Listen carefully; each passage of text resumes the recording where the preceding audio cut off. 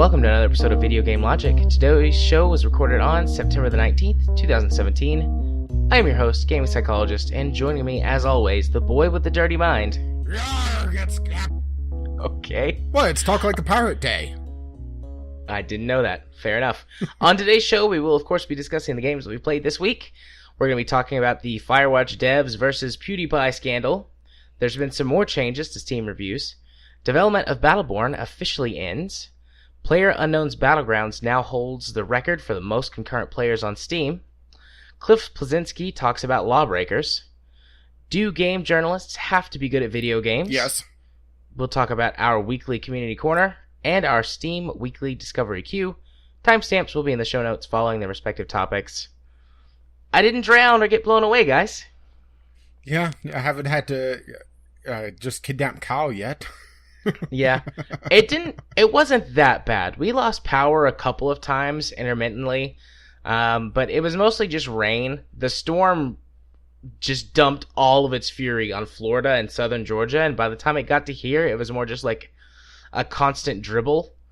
I mean, that's not exactly the correct analogy. We did get like 5 inches of rain dumped on us, drizzle? But yeah, it was just a drizzle. 5 inches worth of drizzle. But, I mean, it wasn't, like, massive, like, all at once. It was over the course of several days, so there wasn't any flash flooding. Yeah, there was some some flooding looking at hijacking that giant boat in Kentucky that they spent millions of dollars on and nobody goes to. Yeah. Yeah. There was some flooding in the lower regions or, like, people that were close to, like, the riverbanks, because we live really close to the Tennessee River. But, in general, it wasn't that bad. Just power losses intermittently. I assume those were because of accidents. Like, people here don't know how to drive in any kind of inclement weather, for the most part. Isn't that kind of the case everywhere? Yeah. Well, some places are better than others. Like, whenever it snows, I just don't leave the house, because I don't want to die. Like, I can drive in snow, like, okay, because I've been in Colorado a few times when it snowed, and I've just kind of had to figure out how to drive in the snow. But I'm not really good at driving in the snow. But I guarantee you, if you went and asked every single one of my neighbors, they'd be like, yeah, I'm driving in the snow, no problem. And then they'd have a wreck and kill people. So, when it snows, I just don't leave. But yeah, we didn't get blown away. When the weather outside is frightful. That fire is so delightful. Wouldn't it be the fire stick? Yeah. Yeah.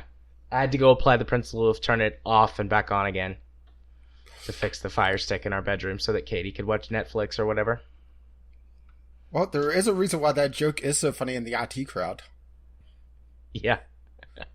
So yeah, didn't get blown away by the hurricane. Had a good week last week for the most part. And now I'm back and we're doing our show, and it's nice to be back. Yes it is, because it's far too boring whenever there's nothing to do on Tuesdays. Just play more video games. What, you really want me to play more video games? I mean, you had a lot of video games that you played this week, but see, that's good, because I only played a couple of video games a lot. A whole lot. So... Oh, you're saying that I haven't played a particular video game a lot. That's cute. I mean, I know you have played a particular video game a lot, but... And it's not on this list because it's for next week. It's for Game Club. But yeah, we'll use that as our segue. Rach, tell our dear listeners about the games you played this week. Okay, well, let's start off with my refund. Yes, I refunded another game. Big Pharma was on sale, I guess, 2 weeks ago now. And it was in the sub $5 range, so I thought, what the hell, I'll try it out. And it's one of those times where, okay, you have one concept and you have another concept, and you put them together, and they're worse than the sum of their parts. That's how Big Pharma feels. It feels like they put together a rather substandard tycoon game and a Factorio light. And I think my biggest beef with it, and it's going to sound nitpicky as hell, but stick with me on this, is the fact that you can't rotate the world. You're stuck in this single isometric view. And there were so many times that I screwed up my production line because I thought everything went around properly. But because of how all the machines were blocking the conveyor belt view, I didn't have things connected properly. It just irritated the hell out of me. And on top of that, all of the gameplay really boils down to one very simple concept, or at least the Factorio side of things, is that you get X ingredient, whatever, it is, because, they all behave pretty much the same. The only difference really is what they cure. You get an ingredient, and you either have to raise its potency or lower its potency. And then you run it through a particular machine to change it into a different ingredient. And that's the gameplay.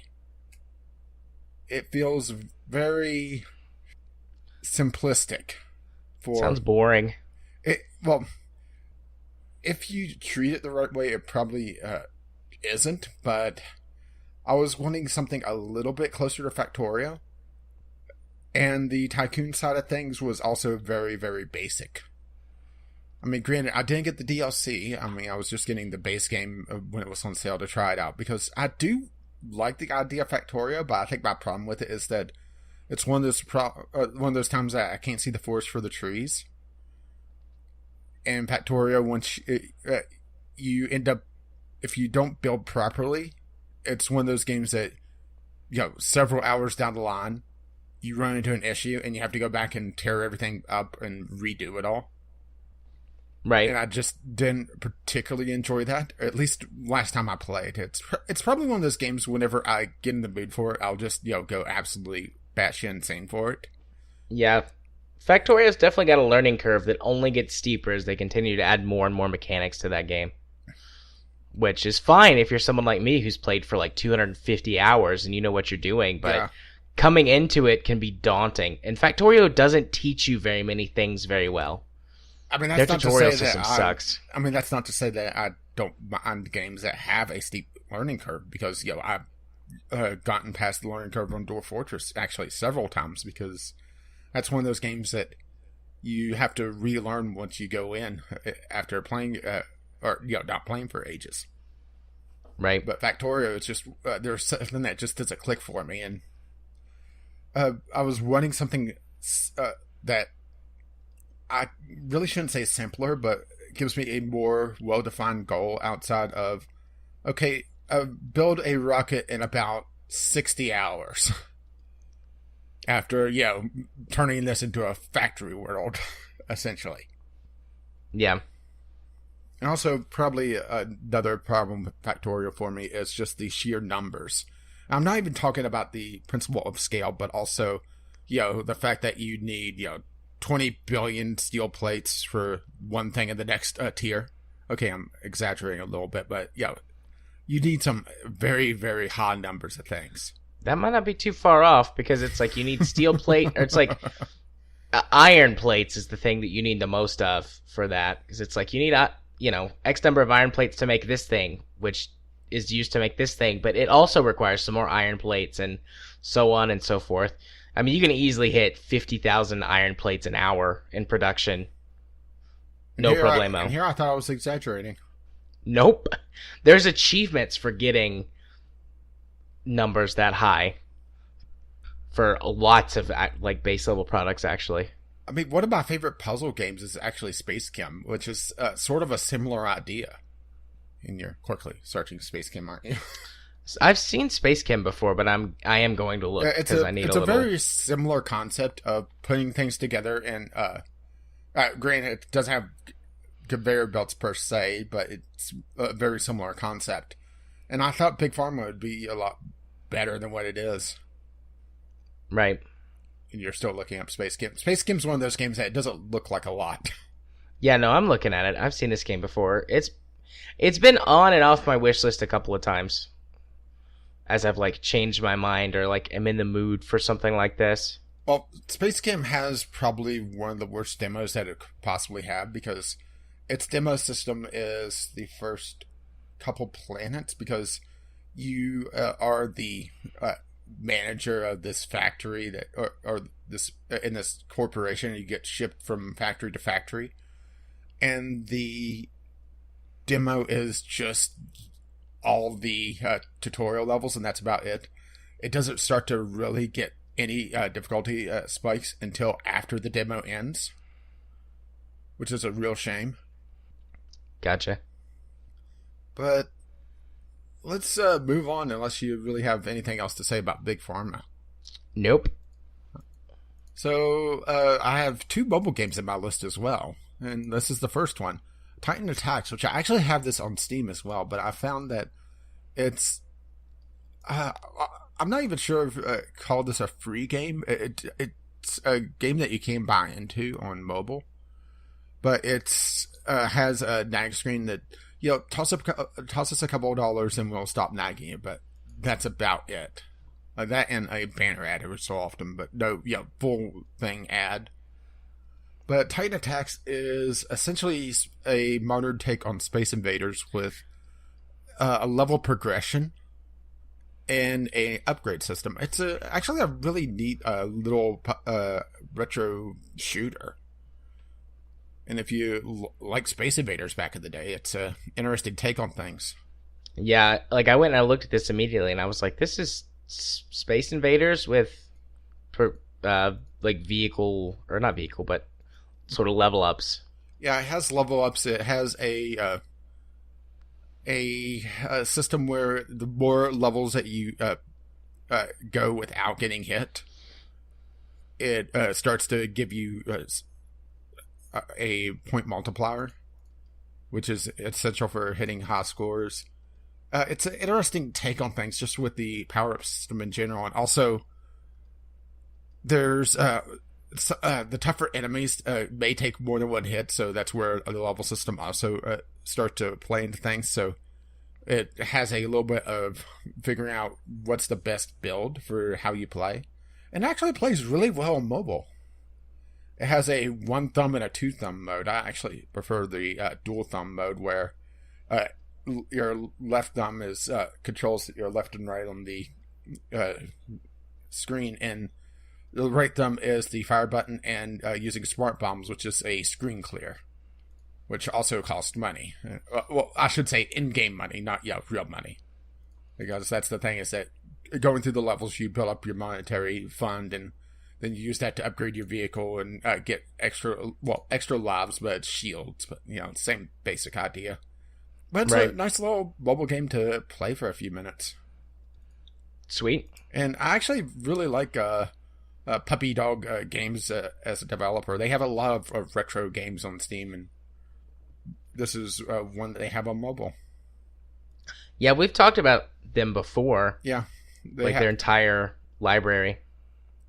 Yeah, they have one other game that looks like it's a match 3. Actually, it looks like they changed their, or at least on the Google Play Store, it's Shaven Puppy Limited.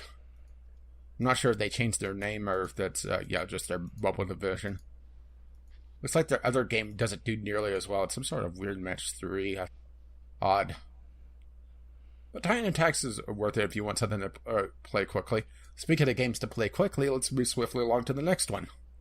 The Wolf's Bite, the first Sunday sampler on my list.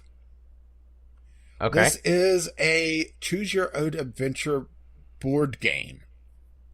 Okay. You have 2 choices. You could, 2 sides you could play. You could either play as the Big Bad Wolf or the 3 Little Pigs. The Big Bad Wolf, after failing his residential demolition company, and no, I'm not joking, that's what they call it in the game. After failing to break into the residential demolition business, he decides to open up a restaurant. And the 3 Little Pigs, being upset at having 2/3 of their retail assets being destroyed, decides to be massive dicks and try to ruin the Big Bad Wolf's chances at running a successful restaurant. And it's a very, very short game. It only takes 10 to 15 minutes to go through. This is a game that I think would do a lot better on mobile, to be perfectly honest. Not to say that I disliked the game. I actually really liked it for the most part. If you could, appreciate it for what it is and not expect a lot more out of it, because they call it a competitive choose-your-own-adventure game, and that kind of makes you think that it's a lot longer than what it is and has a lot more story depth, and it really doesn't.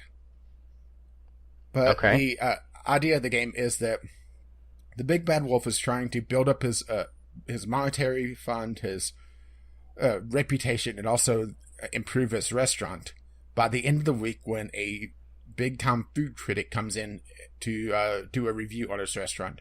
while the Three Little Pigs tries to ruin the Big Bad Wolf's reputation, ruin his restaurant, while also getting money themselves and building up their own reputation. And depending on the final state of both the Big Bad Wolf with his restaurant and the Three Little Pigs with how much money they have and how much rep, gives you different results. And it does feel like a game that's aimed for kids, particularly with just the storybook theme. I think it would be something that you would enjoy playing with your kid, to be perfectly honest. Yeah, he does like storybooks. The probably the most unkid-friendly or unkid-safe thing is that the Three Little Pigs may go drinking. Oh, that's fine. I know some people, go absolutely nuts over certain things or certain words. We'll get to that later. I'm totally gonna say it, just so you know. I'm not. You're gonna say afraid. Nincompoop? Yeah, something like that. We are so gonna get banned from YouTube. Yeah, we are. Let's do it. Do it live. But there's really not a lot to talk about on the Wolf's Bite, just because it is a very short game. My biggest problems with it is that I'm a little concerned about just, how much meat there is on the bones, if you pardon the kind of the turn of the phrase there. Because short games, on top of everything being kind of random events and the fact that it is kind of random, but, if it's aimed for kids, that's fine, because, it kind of takes the element of skill out of the equation, right? Yeah. And the fact that it's more, story-driven, or it's semi-story-driven, I should say, because there is a bit of story in it, but it's not, visual novel-style story. And also, this is going to be probably my biggest nitpick of the evening, is that it could really use some anti-aliasing. And the only reason why I say that is that the very first thing you see in the game is the title screen, and for me, it was a jagged mess because I was at 1080p and it's not made for 1080p, so it does the scaling improperly. Okay. I mean, it's not game breaking, it's just one of those things that it's the title screen. It has it where the Wolf's Bite is a sound on the Big Bad Wolf's restaurant, and it's swinging, and it just gets jagged as hell. Nitpicky as hell, but I have to be negative, right? Absolutely. That's what you do. And it's also literally the first thing I saw in the game. It's like, wow. This looks cute. I think I'm gonna put it on my wish list and bump it up towards the top. Because, I say this from time to time. My kid is getting more and more into games as we go along. And sometimes he says, Daddy, I want to play video games. Because for some reason he doesn't like to use V's. So it would be nice. Well, we need to get him to watch V for Vendetta. He's probably a little too young for that. I'm just throwing that out there. If you say so. This would be a cute one he'd probably be interested in, and we could also use it for story time because it's a choose your own adventure style game. So yeah, and the thing is, you could also play against him because it has 2-player comparative local. That would, yeah. Okay. I'd probably I'd do it do my worst on purpose. Well, that's the thing is that it would be easier for him. It's pretty much random. Oh, okay. As far as I could tell, each location there's I want to say if not 10, close to 10 locations on the game map. I mean, it's handled like a board game, so there's different locations to go to. Each place has a common thing and one for each side. So, the Witch's Hut is the one that kind of stood out for me. The Big Bad Wolf could go to the Witch's Hut to get magical ingredients or to drop something on the floor. Yep, I don't know what I just knocked on the floor, but I knocked something on the floor. Sure hope that's not important. But he can go get magical ingredients or get his fortune told, while the 3 Little Pigs can get their fortune told, or to put a hex on the Big Bad Wolf. And the outcome of those are completely random. So you could have a hex be put on the big bad wolf that backfires on the three little pigs. Or that gives the big bad wolf, a bump because, it backfired that way. Or, he could lose everything. So, like I said, it's completely random. It would be tough for you to, do your worst when it's random like that. Only thing that really has my concern on it is just, the fact that how many outcomes can there be? I started to see the same things repeated over and over again after just a few playthroughs. But it also, right. If it's for kids, the repetition wouldn't be noticed all that much, especially if you don't play it for a long time. Not by the kids, anyways. Cube and I were literally just having this conversation about how kids are the worst because they'll watch the same show 100 times, and you're just sitting there like you feel your brain starting to slide out of your ears. Well, I don't have to deal with them. Well, outside of the neighbor kids. But I'll just put out a little rat poison. That keeps them away. Yep, that'll do it. Kind of like from Divinity last night. Won't spoil that because that was great, but yeah, kind of like that. All right, is that it? Yeah, a little story time with Rage coming up in Divinity. So let's see, Miracle Merchant, the next one on the list. This is my other mobile game, and this is a solitaire. It's a solitaire game, to be perfectly honest. You run a magical potion shop. I actually heard about this on Co-Optional, and this is linked to another game that I played not too long ago, Card Thief. This is the same developer.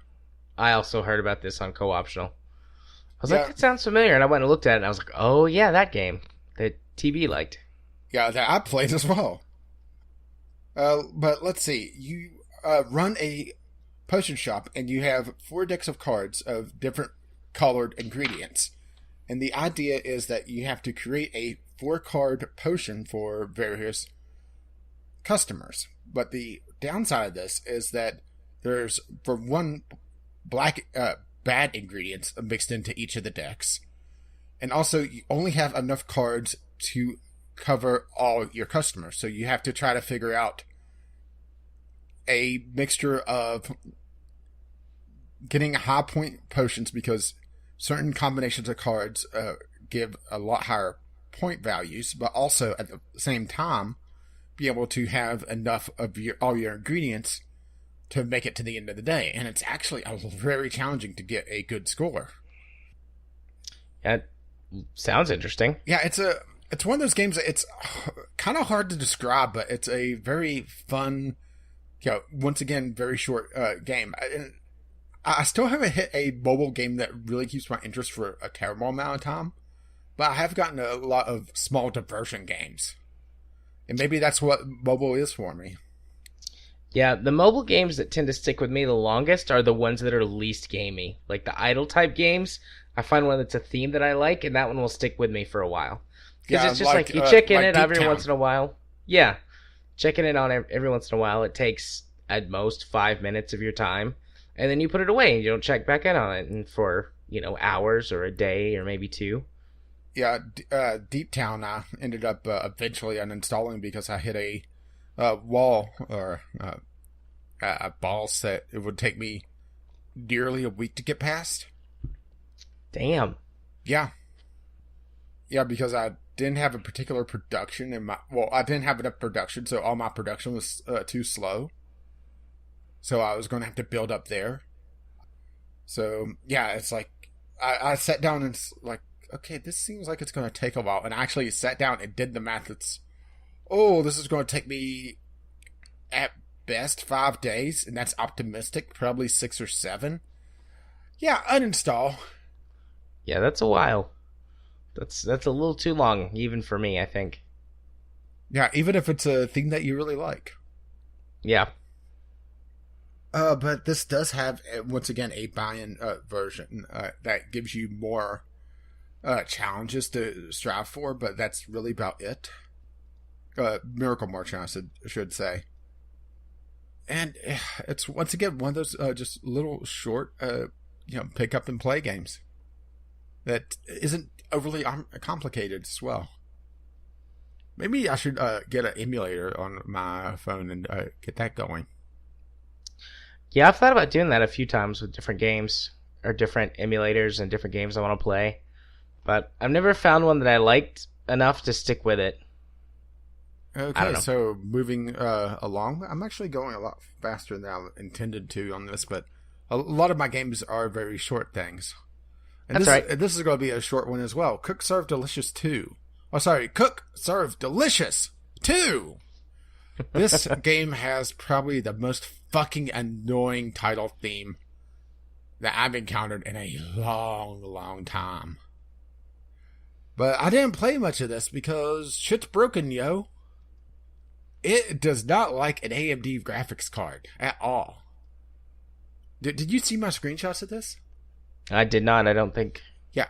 Okay, I may have to link this in the show notes as well. I'm going to go in and grab my screenshots of this because you need to see this. Okay.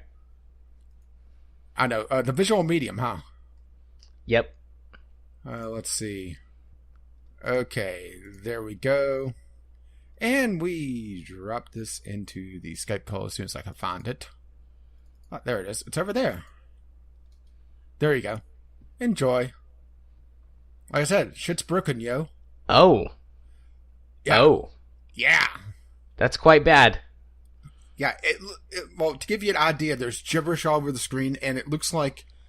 Does that say data not found? Yeah.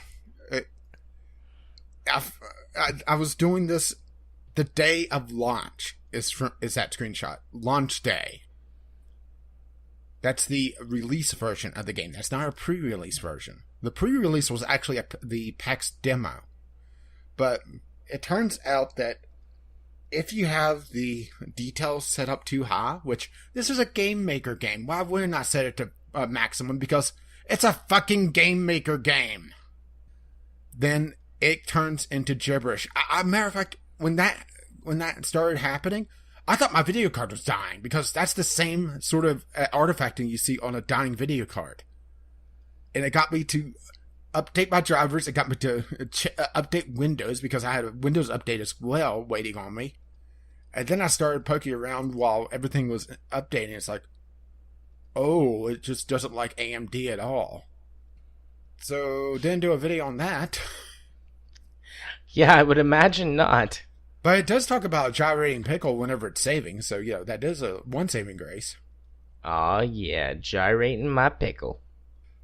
But it does make me wonder, just of how is that a acceptable release date?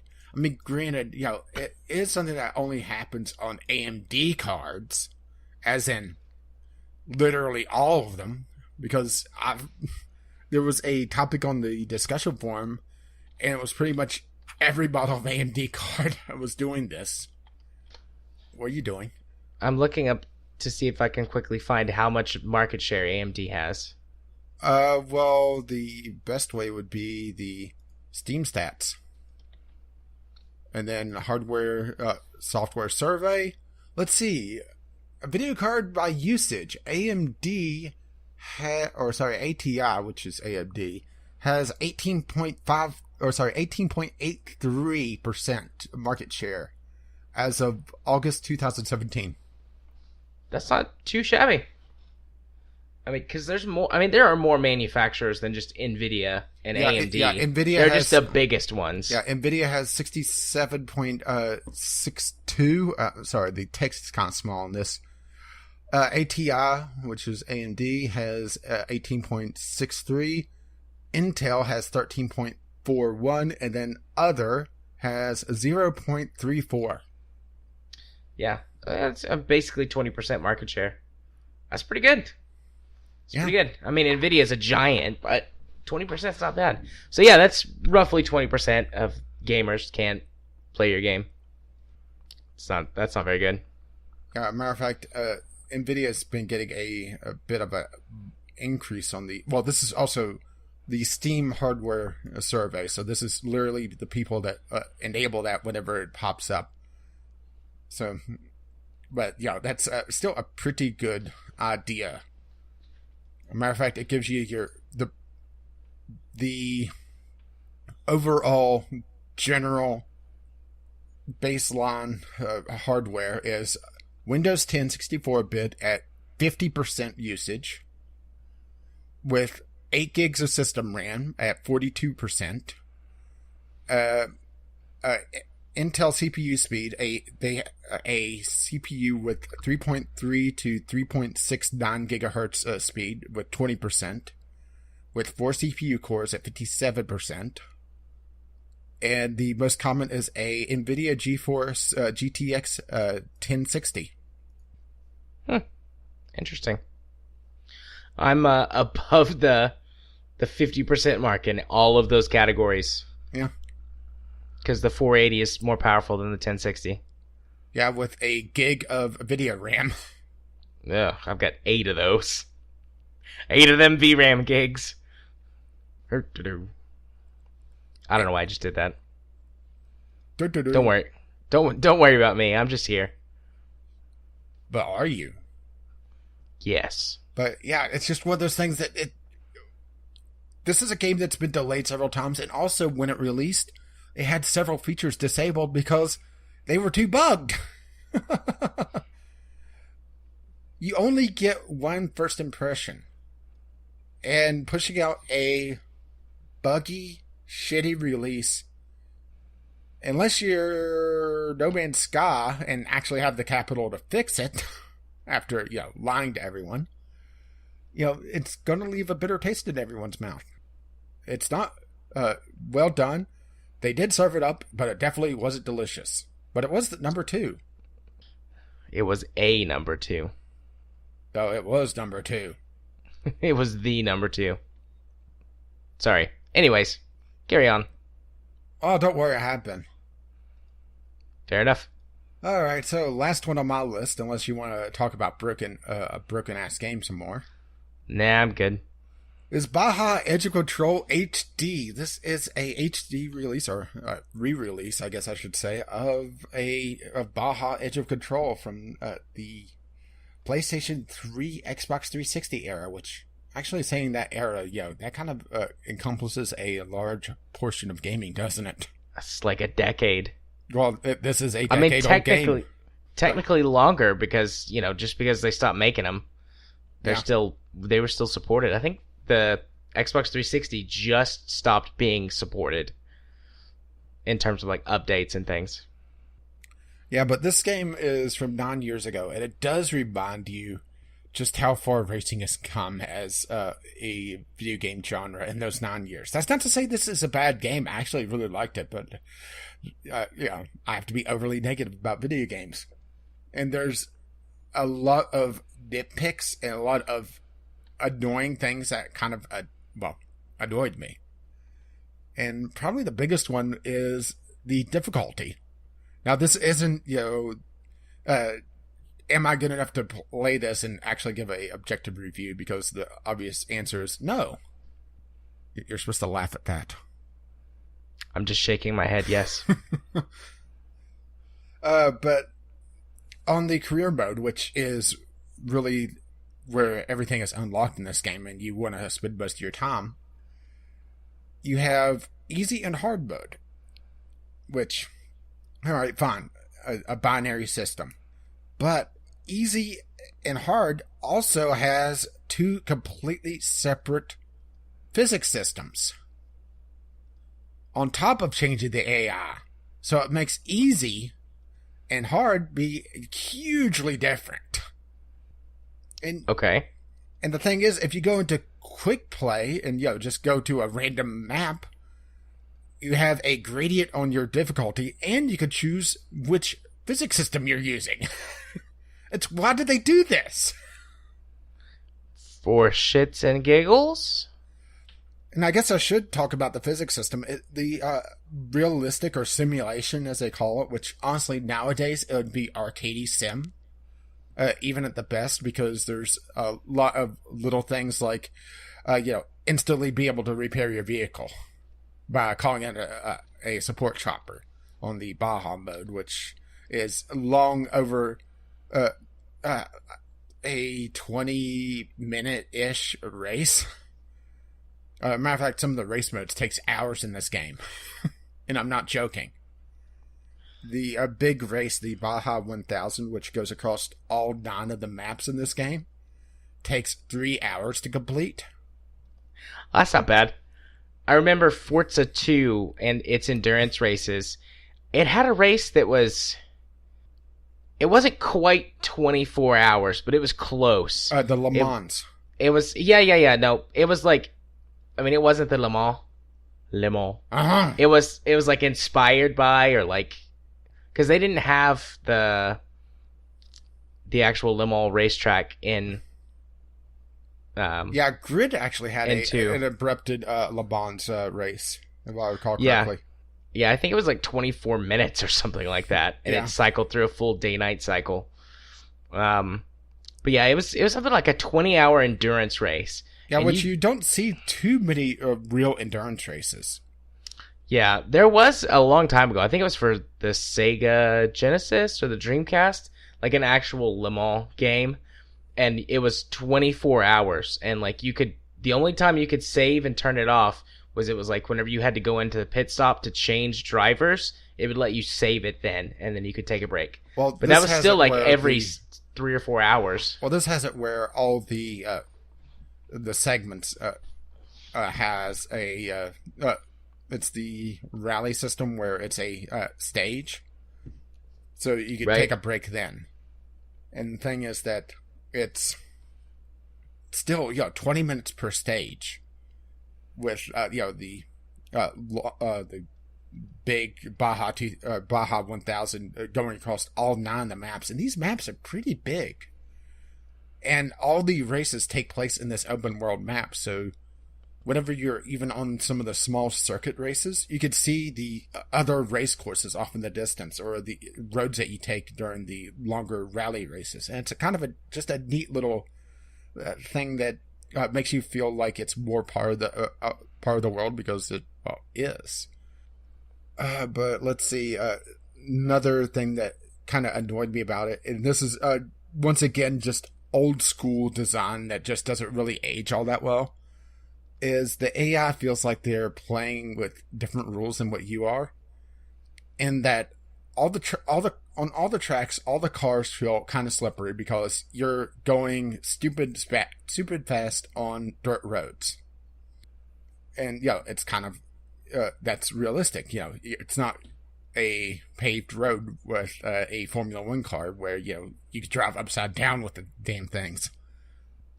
But the problem is that all the AI cars, they do this old school. The AI has the right of way, and they are glued to the track. The only time I was able to get any movement on the AI cars was if I bumped them while they were in the air.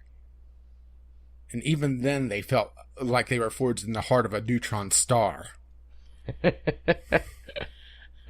Okay.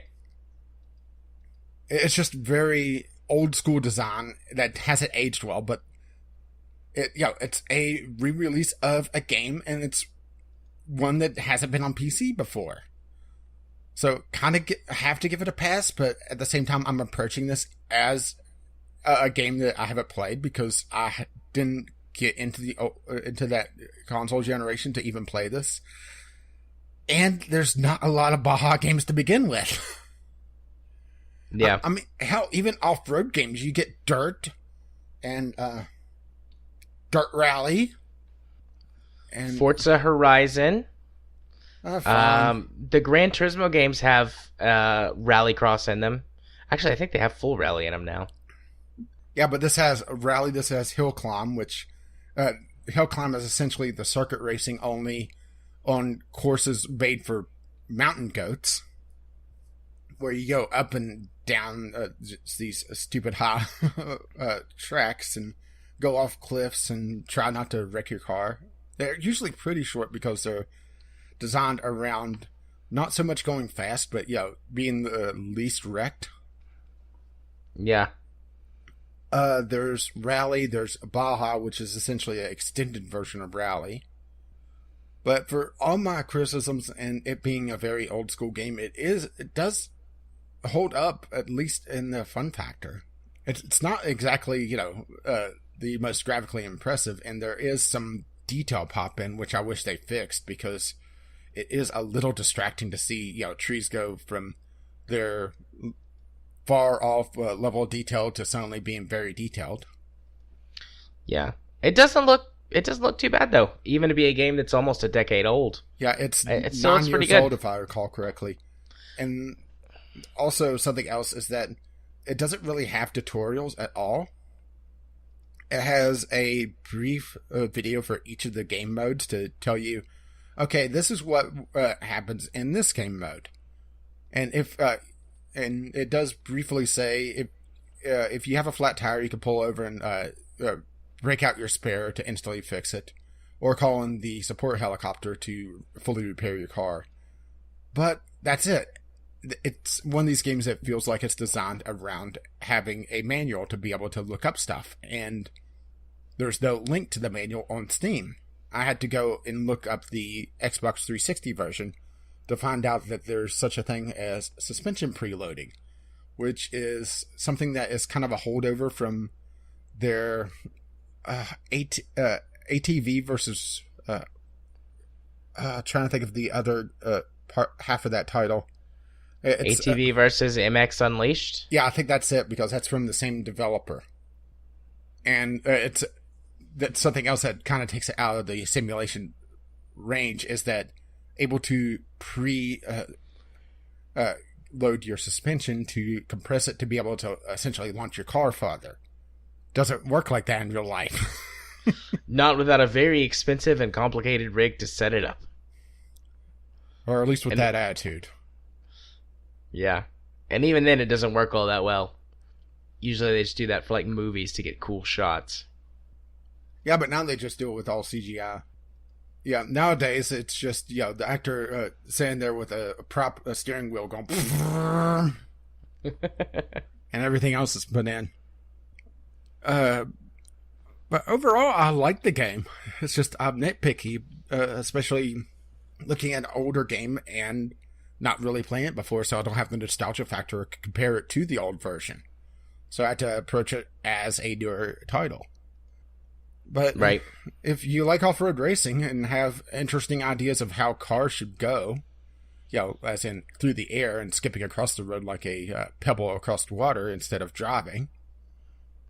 I mean, they are very apt when they say edge of control, particularly with the simulation driving, because you're more trying to just control where your car is skipping around, which is realistic. That's how those cars run. You're trying to just figure out how to bounce your car around instead of actually driving it. But the simple physics are a lot closer to what you may expect for an arcade racer. Right. Okay.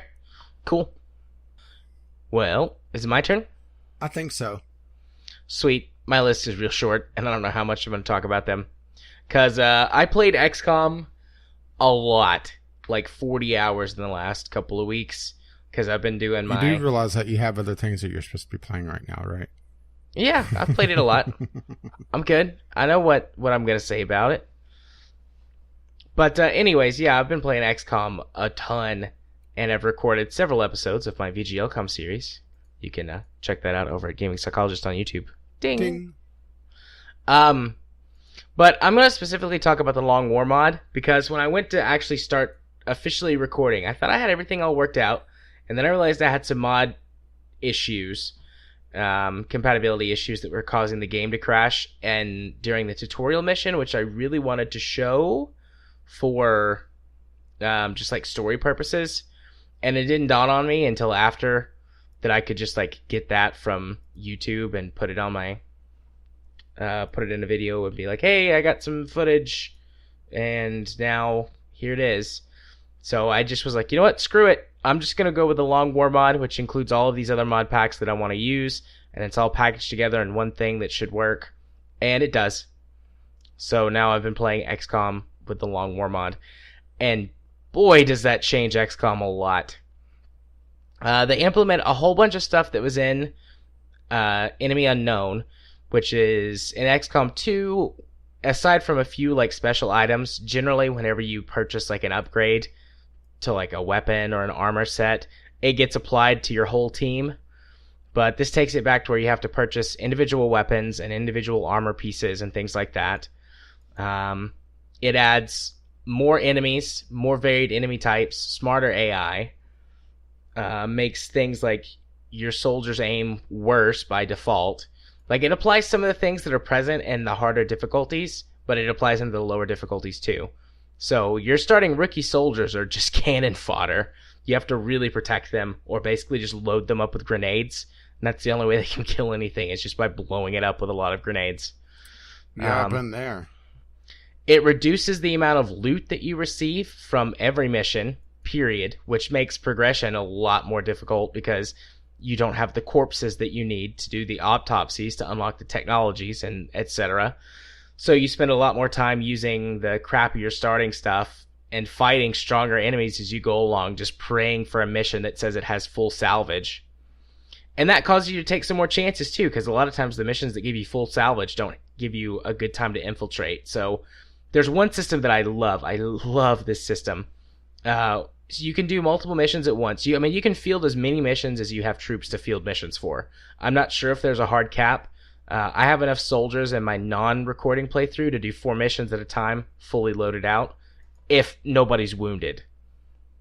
But there's now this infiltration meter, which the higher the meter gets, the sort of easier, and I'm making air quotes, the easier the mission gets, which basically it just reduces the number of enemies that are in the mission. And then if you're able to get it past 100% by either spending intel to give yourself a boost, or if you have certain pieces of equipment that speed up your infiltration timer, then the enemy enters at what's called a vulnerable state, which really starts to tip the odds in your favor by taking away the higher level enemies and things like that.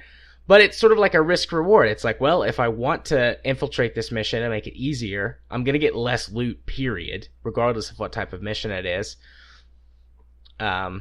Plus, I'm going to get less experience for my soldiers and things like that. And it takes a lot longer to level up in the Long War than it does in the base game.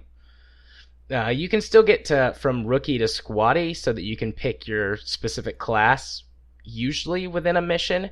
But after that, either your soldiers got to be really good, or you've got to use one of the leadership bonuses, which is now in the mod. You can now train soldiers to be leaders, so it makes them officers, and then they can confer bonuses to your soldiers in battle, which is nice. My favorite one is the one that makes soldiers more likely to go to bleed out instead of just dying instantly. So that's pretty cool to see a guy they do have time to bleed? They do have time to bleed. It's pretty cool to see a guy get like blown up by a rocket and be like, oh, he's gone to bleed out because he was within range of your commander. And it's like, whew, that's good. Now I have a chance to save him. What other things does it add? It adds a lot of stuff. It adds new weapon types and more research into the game. It also adds ablative armor, which is pretty nice. Ablative armor basically behaves like extra HP, but your soldiers don't get wounded until the ablative armor is gone. And the ablative armor also has a chance to roll like some sort of like defense boost. I'm not 100% sure like what they call it, because it can soak up all of the damage from the attack into 1 point of ablative armor if the roll goes in your favor. So an attack that might do 9 or 10 damage will just do 1 point of damage and blow off that section of ablative armor, which is what ablative armor is supposed to do, but it doesn't do that for every attack. But like, you'll get this thing called protected, and it'll only do 1 damage to the ablative armor as opposed to all the other damage soaking through. Please tell me the ablative armor goes ping whenever it falls off. It doesnit. It does not. That'd be pretty good. That's how I build my cars in Crossout. Is they have a bunch of ablative armor. Granted, it doesn't go ping, but it starts shedding off. Yeah, it adds more utility slots to all of your troops. So now everybody can equip multiple grenades by default, and can equip ablative armor and health vests. Like, there are these special vests you can get from the base game. So, I mean, they've carried them over. But they confer special bonuses to your soldier, and by default, they also give health. So, you can really stack some health onto your troops, which you pretty much have to do until you get the first set, or the first armor set, which gives, like, I think it's 9 additional health points. And then certain soldiers can actually get armor from it. But that's... I mean, you need all this crap. Your soldiers receive less health when they level up, too, so you're a lot more dependent on gear than in the base version of the game. And then it adds several new classes. There's 5 classes in the base game, and there's 9 in the Long War mod. And if you have War of the Chosen, there's, I think, 2 additional classes, but I don't have War of the Chosen. Yet. Yeah, not yet. Not yet. I'm going to wait until I do this whole playthrough before I buy War of the Chosen. Oh, so then it'll be on sale. Yeah, by then it'll be on sale.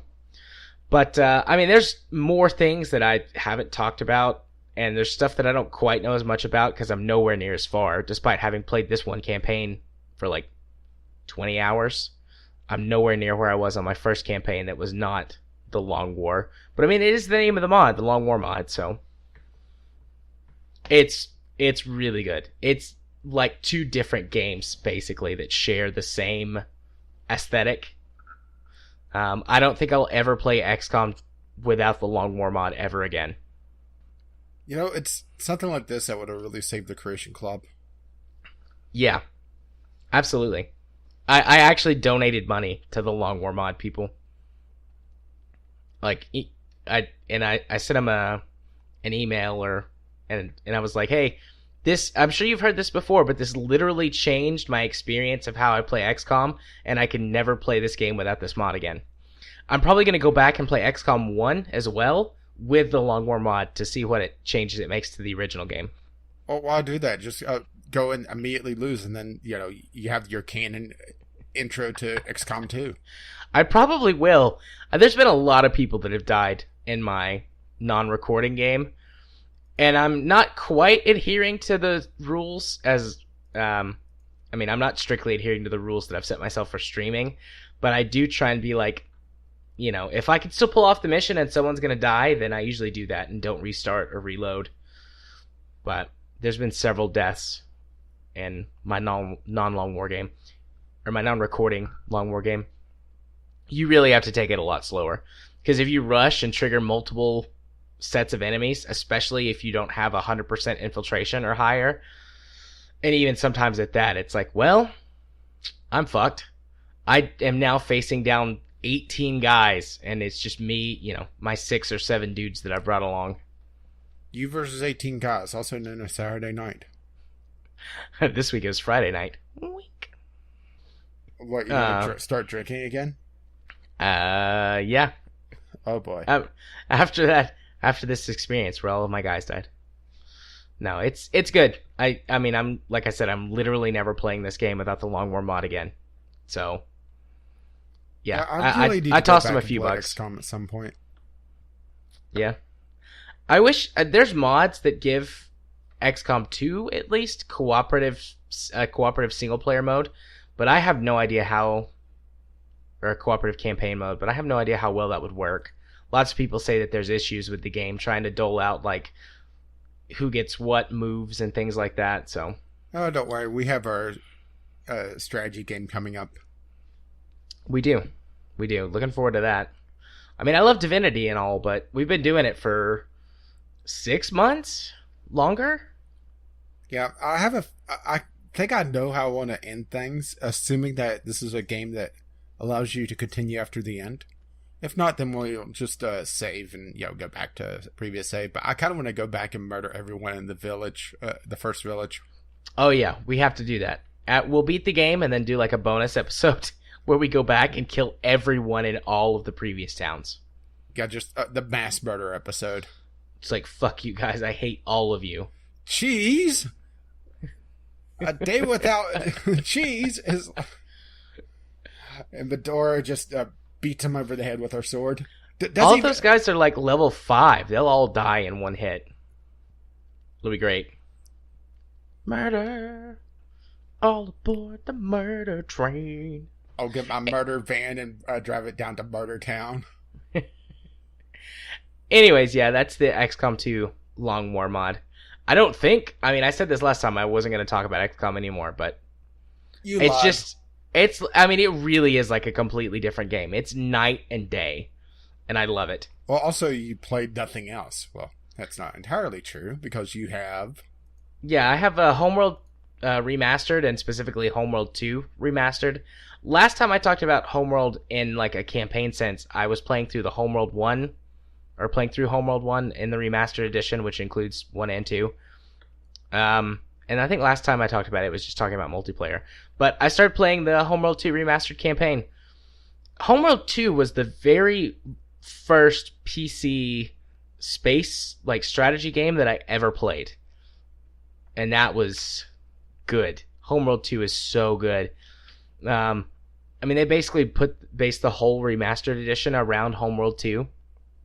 And then just upped the graphics and up-res the textures and everything.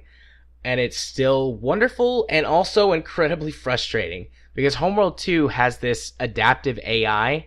I don't know if it was the first game to do it, but I feel like it was one of the first games that implemented this. And it would track your progress, and it would dynamically alter the difficulty of the missions based on what you started the mission with and how well you were doing.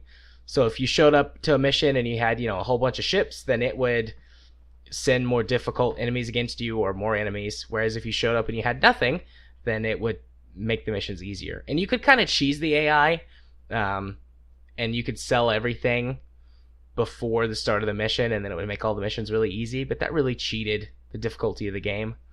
So that's nice and also frustrating because it's like mission 3, and I'm like, well, I remember like how I used to have to beat this mission, and it puts like great risk on your mothership and you could lose. But I think mission 3 is where they introduce the enemy frigates that can capture your ships. And they call them frigates because after you lose you just say frigate. That was actually a pretty good pun. I like that. Which makes it terrible. But anyways, the easiest way to combat that is to take your mothership and move it next to the target you're supposed to protect, because it has just enough firepower that it can destroy them before they take over I think it's like a space station or something, but like before they take that over. But then it puts your mothership in directly in harm's way. So that's fun. There's probably a better way to do it, but it's just like I started that mission, I was like, oh yeah, I remember how I used to do this. I'll just do this. And it worked, but my mothership got a few scratches on it. It's fine, it'll buff out. It makes it look lived in. The Homeworld Remastered series though is great. It's gorgeous. The games still play well. I've played some multiplayer, or like I guess player versus AI multiplayer stuff. Yeah, I as really well. need to get over the hump on some sort of space strategy game. I played a little bit of Masters of Orion way back in the day, but I haven't played anything contemporary, so it's all requiring a skill set that I haven't really developed. Right. Yeah, the Homeworld multiplayer has been on the stream list a couple of times in the last 6 months. I'll probably put it up there every once in a while again. There's, I think, 4 or 5 of us that have it. Last time Cube and Ghost Shark showed up. And I mean, we had fun. We just did player versus AI stuff after like one mission where we did PvP, and it was very clear that I was way better than both of them. So then we just teamed up. And we had a lot of fun. We had one game that went for a long time and we got our asses kicked. Because I screwed up and I hit just random. And I got the only race that I didn't really like. And they were like, no, we can restart. And I was like, nah, it's fine. We'll be fine. And then we got royally fucked. So I blame me. I blame myself for that one. All right, Egon. But yeah, I mean, those are all the games that I played this week. I got 5 games on Keymailer. I got another one since we talked. Or no, so that would be 4. I got 4 games on Keymailer in the last 48 hours. So I'll have more games to talk about next week. And, I mean, I've got all of my recording issues worked out. That's another one of the reasons that I spent so much time on XCOM. Because not only did I have mod compatibility issues. But once I uploaded it to YouTube and was looking at the videos, YouTube compression just destroys those videos. Yep. So I had to go back. I mean, it was too late for the first episode because I didn't catch it until Chemist told me. He was like, dude, this has got a lot of artifacting in it. And I didn't want to just re-release it.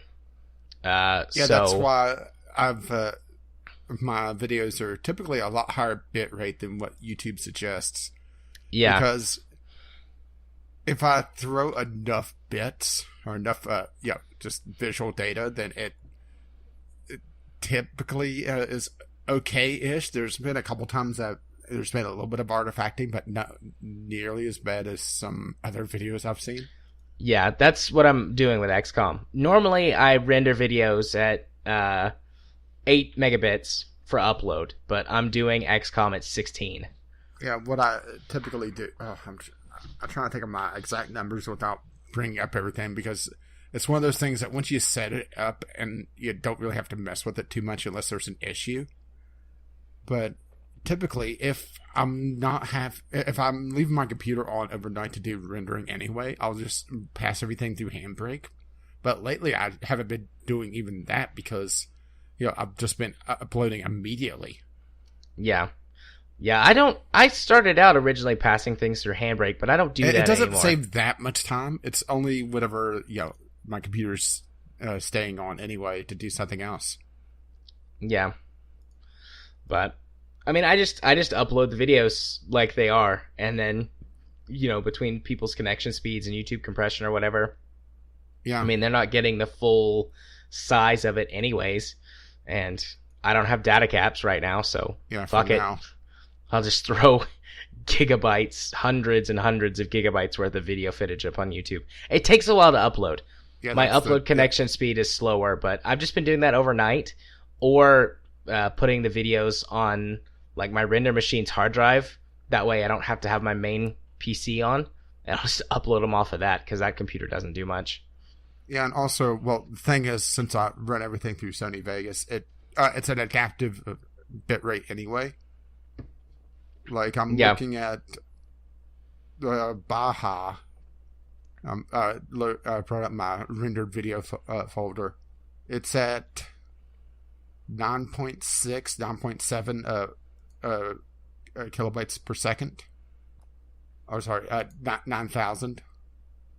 But right. Let's see, RimWorld Bitter End has 13,000, but also has a lot of movement. You would be surprised just how much that takes up for, just raw data, because moving the camera in RimWorld, there's only the UI that doesn't change. Yeah, for the most part. So it can't do the kind of the cheesy thing where it just moves a bit of the video. Yeah. Have you seen the Tom Francis? I know I've linked to you the Tom Francis. Why confetti and snow, it looks pixelated on YouTube. Yeah, I've seen that. And see, that's the problem with XCOM, is that there's a lot of dust and weather effects that you actually can't turn off. So you can turn off some of the post-processing effects, which helps a little bit, but I mean, you can't turn off rain and fog and like wind effects on foliage and stuff that... sorry, I was going to say, I'm not sure how Total Biscuit does it, but I know that he upscales some of his recorded footage, particularly games that have a lot of dust effects and a lot of snow and stuff, to 1400. In that way, whenever you're watching it 1080p, it still has the higher bit rate. And it's not as compressed. I'm not sure how he does it precisely, but I know he's talked about it a couple times on various videos. Well, XSplit allows you to record at any resolution you want, and I could record at 1440p, or I could record in 2K. I don't know if I can do 4K. I don't remember if that option is in there, but I think I just hate to even think of those file sizes. Well, that and XCOM, I can't record using what I normally do, which is I use GPU rendering. but XCom doesn't like the AMD Vice codec that it uses to do GPU rendering. So there's this constant stutter. It's terrible. So I have to do CPU rendering, which, given how many effects and everything that's going on, the CPU actually is under a lot heavier load than I initially thought. And so I had to play with my settings a lot to get this game. Oh my.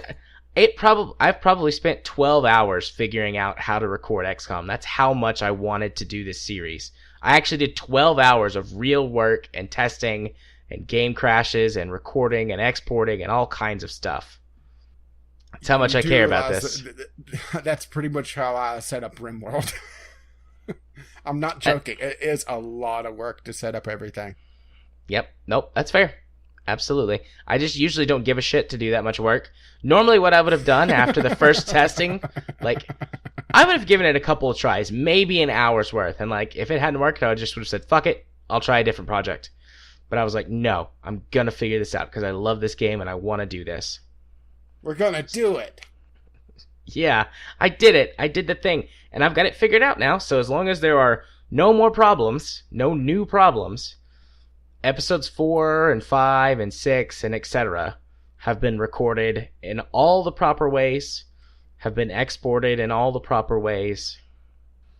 Because episodes 2 and 3 are better, but because I didn't record at the right settings, there's still a little bit more artifacting than I would like, but way less than the first time I did those videos. So, I would consider it acceptable. And if that's how all of the videos were, I think I would be okay with it, but since I was able to figure out a better, higher quality thing in the process, I'm just doing the higher quality thing. Yeah, I think people don't realize just how much work YouTube is. People tend to think, oh, well, just, flip on the recording software and say semi-funny things for a couple hours. Which that in and of itself is really hard to do. That is, for most people, a learned skill. Yeah, at some point I'll be able to do that. Thankfully, for XCOM, you don't have to really try and be very funny. I mostly just talk strategy, like, oh, I could go over here or go over there. And then occasionally I go, fuck, whenever I mess something up. Like in episode 2, which is going to be released before this comes out, it adds a bunch of, the Logworm mod adds a lot of new assets and things, and it adds a lot more, like, explodey, destructible environmental stuff. But I hadn't been on a mission with a train that also has fuel cars on it. Uh-oh. So, like, trains make perfect cover. They're indestructible objects by default, and then no line of sight passes through train cars. So everybody had been hugging this train as they're going towards the objective. And I get to the objective, and I discover, like, 3 squads of enemies. And it's like, all right, let's get ready to fight. And then it's like, there's a little explodey icon, like, indicating that I can shoot something explosive and blow it up and hurt enemies. And it's the train's fuel car. And several of my soldiers are grouped around the train, that train car. And I just went, fuck. Because I'd accidentally damaged it with a grenade, too. So it was already almost exploded. Like, it was a miracle I didn't kill 6 people. 6 of my people. I pulled it out, though. Everyone lived. Nobody got exploded by the train that was on my team. Thankfully, I discovered it at the beginning of my turn. And the enemy didn't think to blow it up. Well, they were just sitting there, waiting for your turn to end so they could take their turn. The aliens may be evil. They may want to enslave and have enslaved humanity. But they are also very polite. They respect the rules of engagement. All right, I take my turn, then you take your turn. No, I get to go first. I always get to go first. And they're dressed up like superheroes for some reason.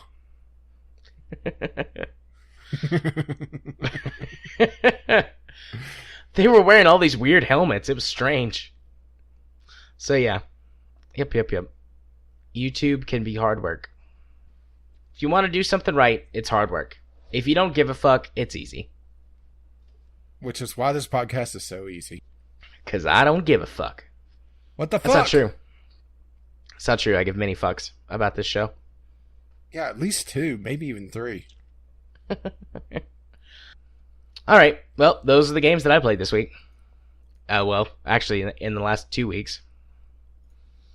Yeah, so speaking of giving a fuck, do we move on, or do you need to go in the elevator?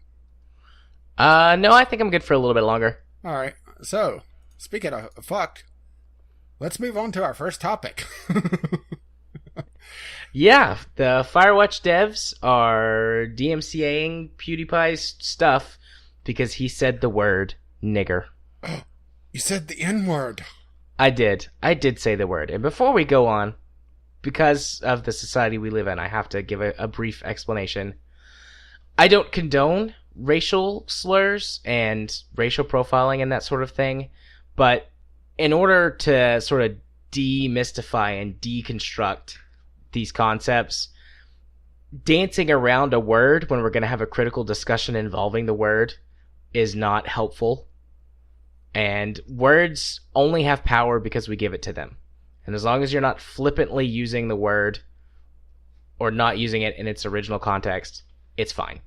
Well, we have to be able to have these discussions like mature adults. Also, when this whole kerfuffle started up, I tweeted out that every time I see an article talking about the N-word, I just replace it with a different N-word. I remember that cheat tape. I just settled on like nincompoop, Nicaragua. Nerds. Yeah, that was a pretty good tweet. Tweet stream we had.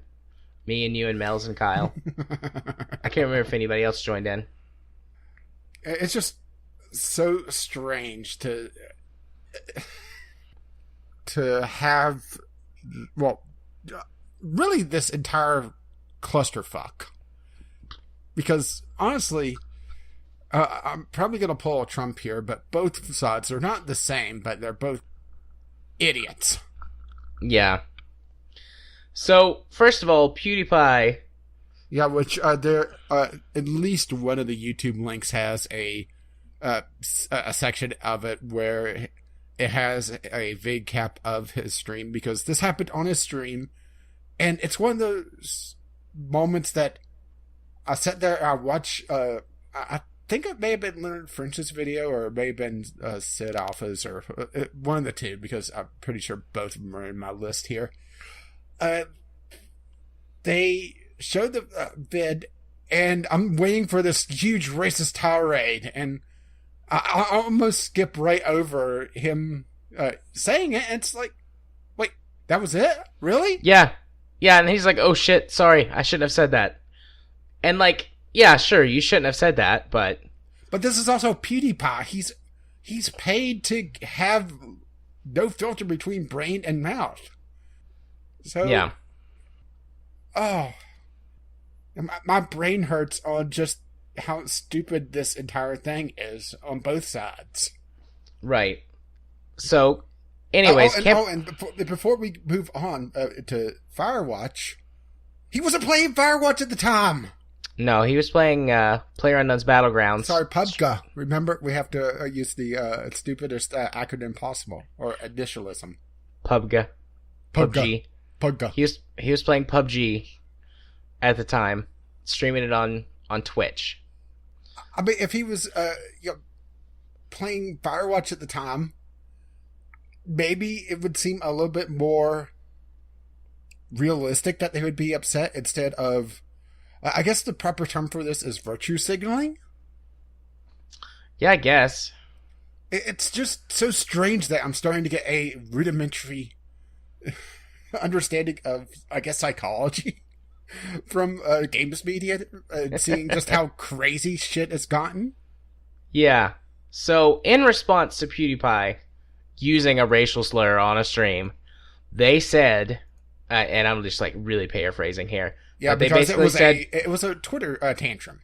Yeah, basically they said, we don't condone or support these actions, and we don't want him associated with our game anymore. So we're gonna DMCA, or issue a DMCA takedown against his video that covers, or his Let's Play of our game.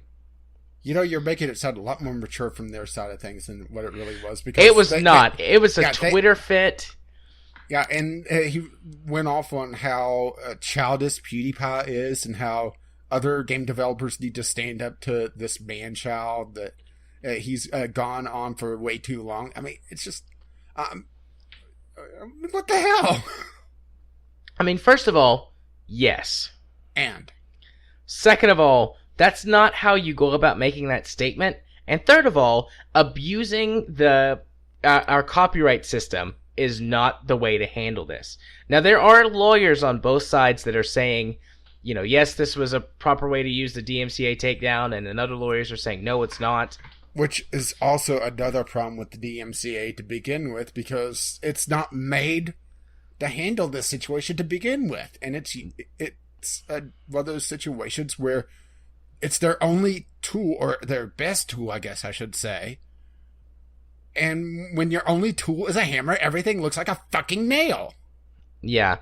I mean, ultimately, if this goes to court, the lawyers will decide, and regardless of how stupid the decision comes out, that sets legal precedent. Well, it's I can't talk tonight. Jesus. Yeah, this isn't going to go to court because PewDiePie basically took down the video and did kind of an apology, but he also talked about how the DMCA is hurting gamers or game streamers and gamers on YouTube, which he's right. Yep. I mean, the idiot has a point. Well, you know, a broken clock is right twice a day. I shouldn't say that, because PewDiePie, Felix, when he's Felix, yeah, he's very articulate and he's very smart. Yeah. I don't like his character. I mean, it's the same thing that I have with Boogie. When Boogie's Boogie, I like him, but when he's Francis and is really a parody of really outraged gamers, I mean, it's not even taking the outrage with Francis, it's making fun of the outrage, which sometimes the outrage has a good point. Yeah. It's the same thing with PewDiePie. You know, I don't like PewDiePie. Yeah. But that doesn't mean that, you know, it's okay to abuse the DMCA. This has been the year of DMCA abuse. Or I should say high-profile DMCA abuse. Yeah. I do believe wholeheartedly that this is misuse of the DMCA.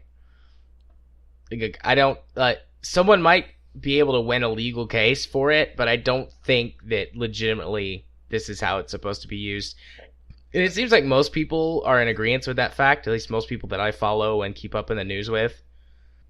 Yeah, I think the main thing that is against Firewatch for really making this not look good on them is the fact that it had literally nothing to do with them outside of the fact that PewDiePie covered their game, 2 years ago?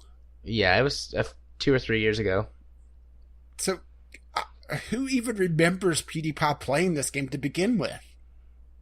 Outside of PewDiePie's fans, which even then, there's some interesting numbers when it comes to PewDiePie that, yes, he does drive sales, but he doesn't drive as many sales as someone of his size should. Yeah, because most of his audience are kids and teenagers, you know, people that have very low to no income to spend on things like that. And honestly, they're not the kind of people that would be interested in those sorts of games anyways. I mean... They're there to see PewDiePie be PewDiePie. Yeah. And there's also another article that you may have missed. It's also in this list that gaming must get its house in order. And it's talking mostly about the PewDiePie clusterfuck to begin with. How everything is really in this legal gray zone. And it's very possible that YouTube gaming and Let's Plays could just go away with a bad court decision, and having things like PewDiePie draw the ire of indie devs that are trying to make themselves look bad. What is the end game here? Is it literally just virtue signaling, trying to say, we're outraged, we're gonna be a massive, huge cocks about this? To what end? PR. There's that old saying that there's no such thing as bad PR. Have they seen a bump in game sales? I have no idea. In the last 2 or 3 weeks? that would be an interesting thing for me to go hunting for, because I imagine Steam Spy would be able to find out about that. Yeah. I mean, it very well could be, hey, we don't support this and we're gonna strike back. And this is how we strike back. But a very cynical part of me is saying they saw this as an opportunity to sell a few more games, because Firewatch, it's been out for a couple of years. It's seen the initial bulk of its sales, and I'm sure it gets sales, when the game goes on sale still. I mean, the devs are still around. They obviously haven't gone bankrupt. Yeah. But, I mean, I feel like this could be some cheap, basically free publicity for their game. Yeah, I need to check something, because if I'm reading this right, they actually lost owners. Really? People refunded. Well, yeah, but most people wouldn't be able to refund unless they bought it recently. It may have been recently on sale as well. Well, it doesn't look like it though, but it's also Firewatch is not a cheap game for what it is. I'm just seeing. Yeah, if I'm reading this right, I'm gonna link this to you and I'm gonna put it in the show notes. Okay. I'm pretty sure they lost owners in this. They got refunded. And let me drop that onto the show notes. Am I reading that right? Let's see. It's the chart on the right there, owner data. Of the entire thing would be that downturn. It does look like there was a loss of a few thousand owners from the beginning of the month. But it's gone down. 847 to 759. That's 70-ish thousand less. Yeah, when this started pretty much the beginning of the month. We missed last week, and it started pretty much the weekend before our last recording. So the 7th and 8th, I believe. If I recall correctly. So, yeah, you could see kind of the downturn. You could see a little bit of an uptick, but then a quick downturn. Yeah, but it looks like an audience, during that time it gained more play time, higher engagement. Yeah, this is it's kind of tough to really tell, but it does look like at least owners went down. Yeah, but that's a lot of owners going down. Yeah.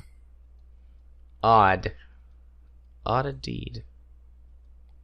Yeah, and hourly concurrent users are way down.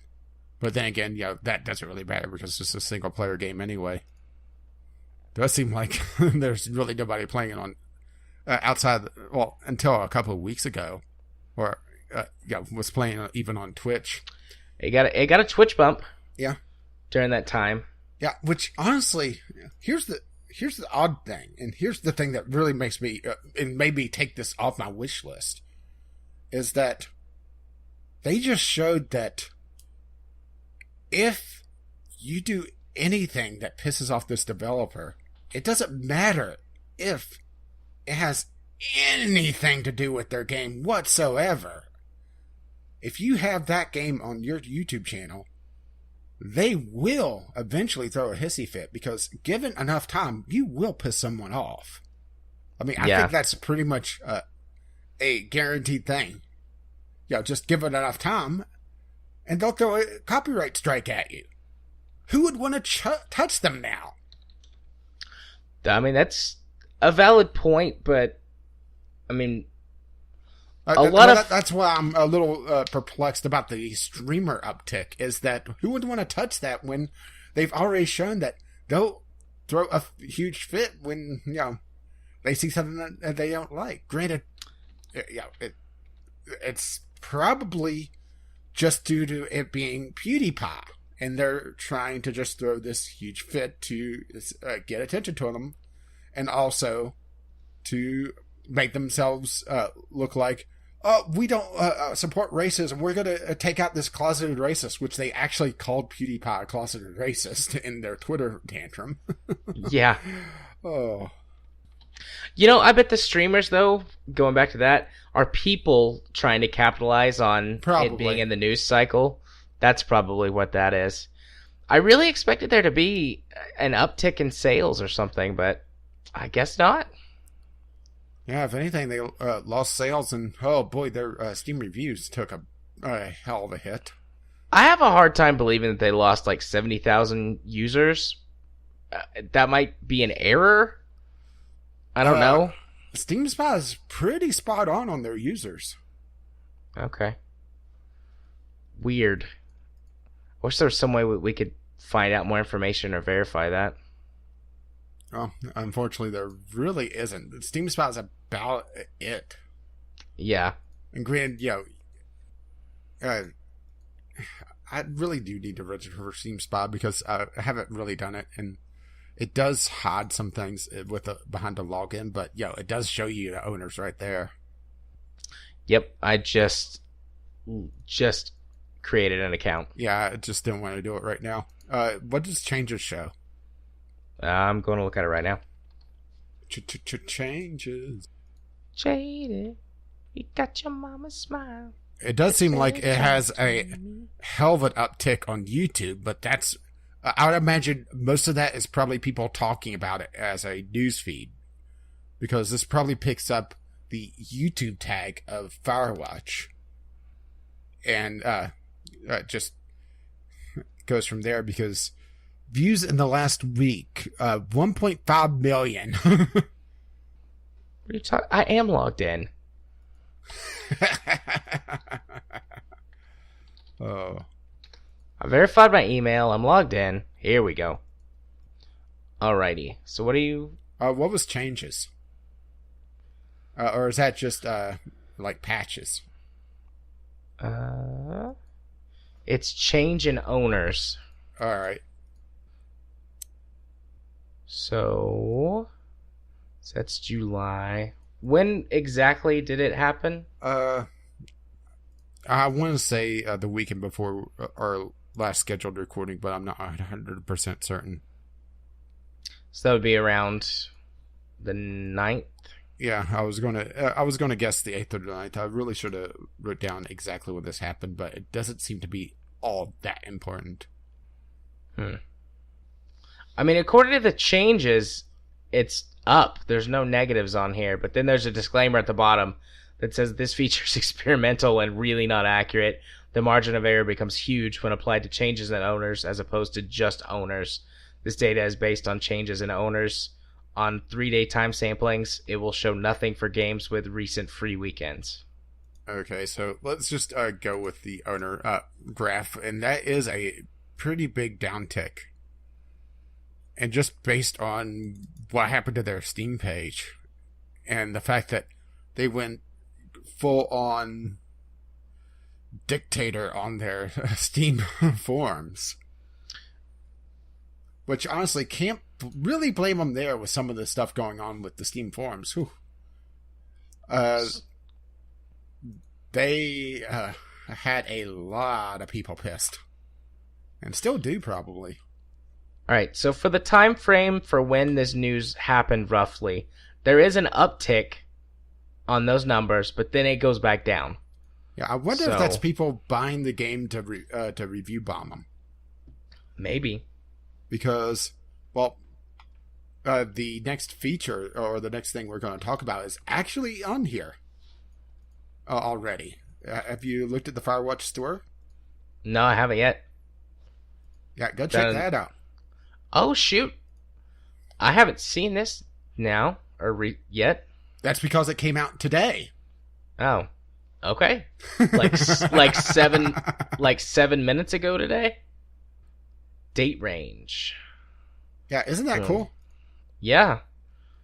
Well, let's just go ahead and move on topics to that now that we're literally looking at this right now. Yeah, they added a histogram to Steam reviews, partly to respond, well, not just to Firewatch, but review bombs in general, because that's become a rather popular protest activity, to say the least.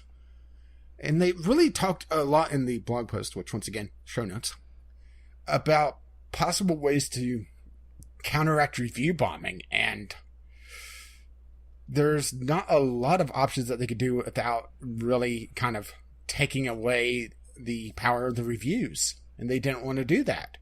So instead, they decided to open up more info. Oh, shoot. I don't know if this is just because of I'm doing this in my browser with, what is it, Steam Enhanced or whatever turned on? I'm on Firefox without any Steam stuff, and it has it there. Well, no, what I'm saying is I can just click and drag across the graph and get specific reviews and stuff. Yeah, that's base. Okay. All right. Sweet. This is a really neat feature. I mean, it's just having more information easily accessible by people is always a good thing. And this just allows you to spot spikes and dips in reviews, and you can hone in on those and read reviews from those times. And it pops up a warning, high volume of negative reviews detected.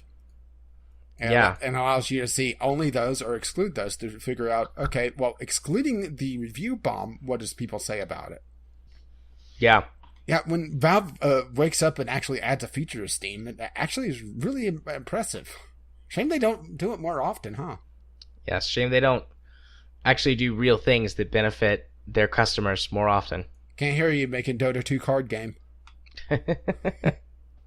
Oh, I only joke because it saddens me. Indeed. Yeah, I mean, this was not like a huge topic that we were going to talk about. We were just going to say that sounds like a really good thing, and then I didn't realize it was already out until I was going to the Firewatch site and I scrolled down. It's like, oh, it's there already. Yeah. And yep, Firewatch has been review bombed starting around September 9th, September 10th. Well, the range is September 11th, but a couple days or a day or two for the PewDiePie army to really get going, because that's also part of what's going on is PewDiePie has a lot of followers, and a lot of followers that have way too much free time on their hands. Isn't he getting close to 60 million? Well, pretty much. I mean, PewDiePie is hugely ahead of everyone else. I'm looking up the top subscribed YouTube channel just to see where the others are lying. Well, the Wikipedia page is probably as good as any. Yeah, he's at 57 million. You have to combine number 2 and number 3 in order to get to PewDiePie, and number 3 is Justin Bieber. I didn't realize he was still relevant. Me neither. I saw something on Reddit the other day, though. Like, it was on the front page about, like, Justin Bieber's STD testing results or something, and I was like, who gives a shit? Well, obviously, anyone that he's been fucking lately. I guess. All those fangirls. That's a good point, but... Alright, now I'm an asshole. Although, what else is new? Other than those people, who gives a shit?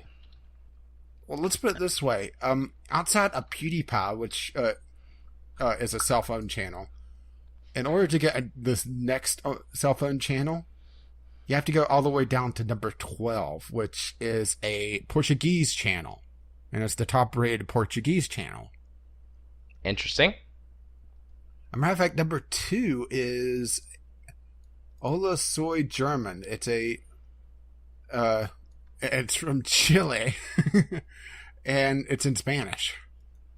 So that would be the highest rated or highest subscribed Spanish channel. All right. And there's some interesting numbers on here.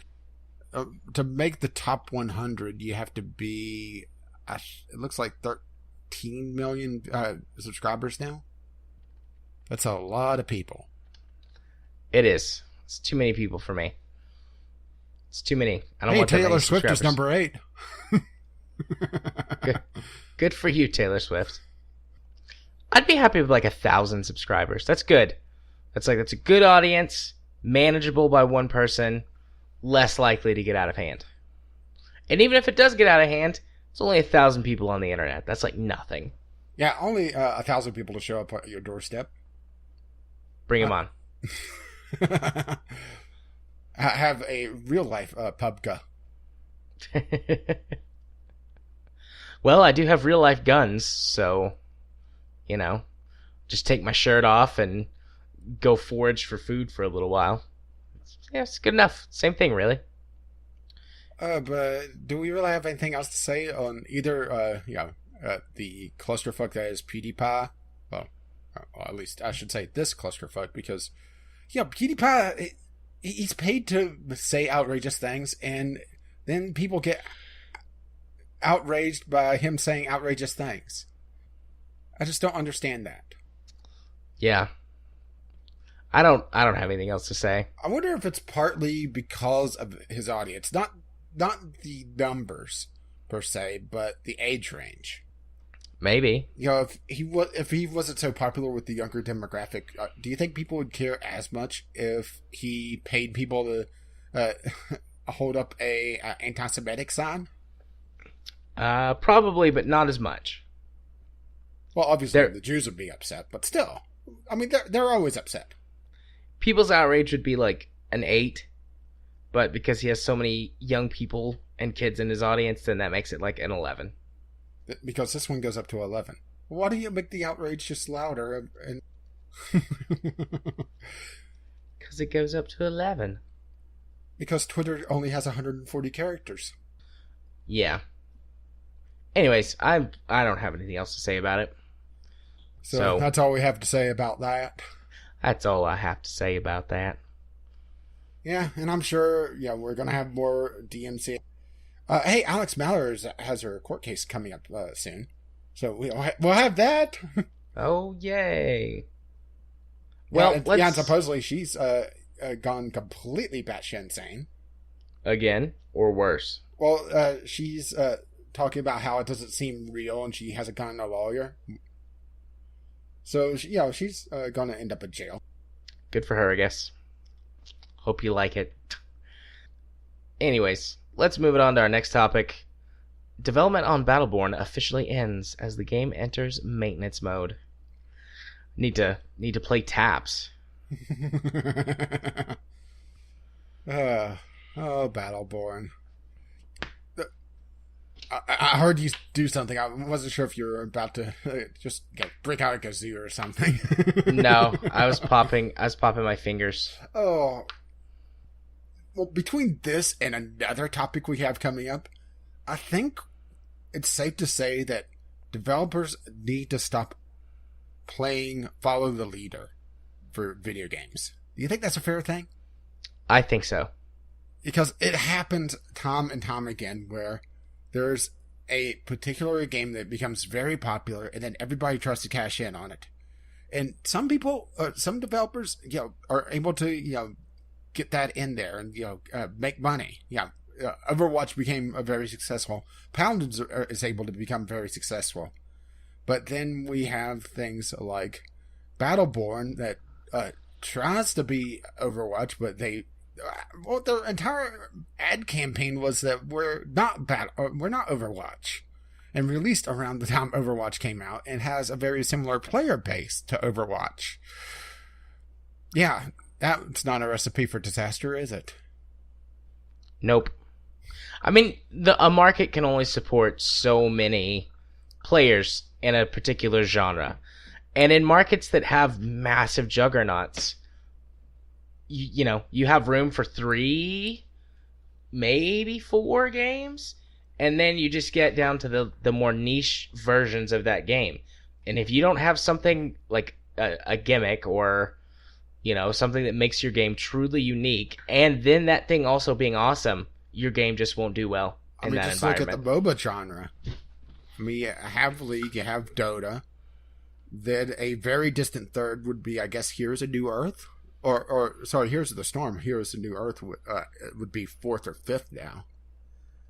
Then you have just a bunch of random little ones. And then you have kind of the weird sort of MOBAs, but sort of not. Like Awesome Nuts still has a fairly decent player base, but it's more of a 2D platformer / MOBA than pure MOBA. So it's...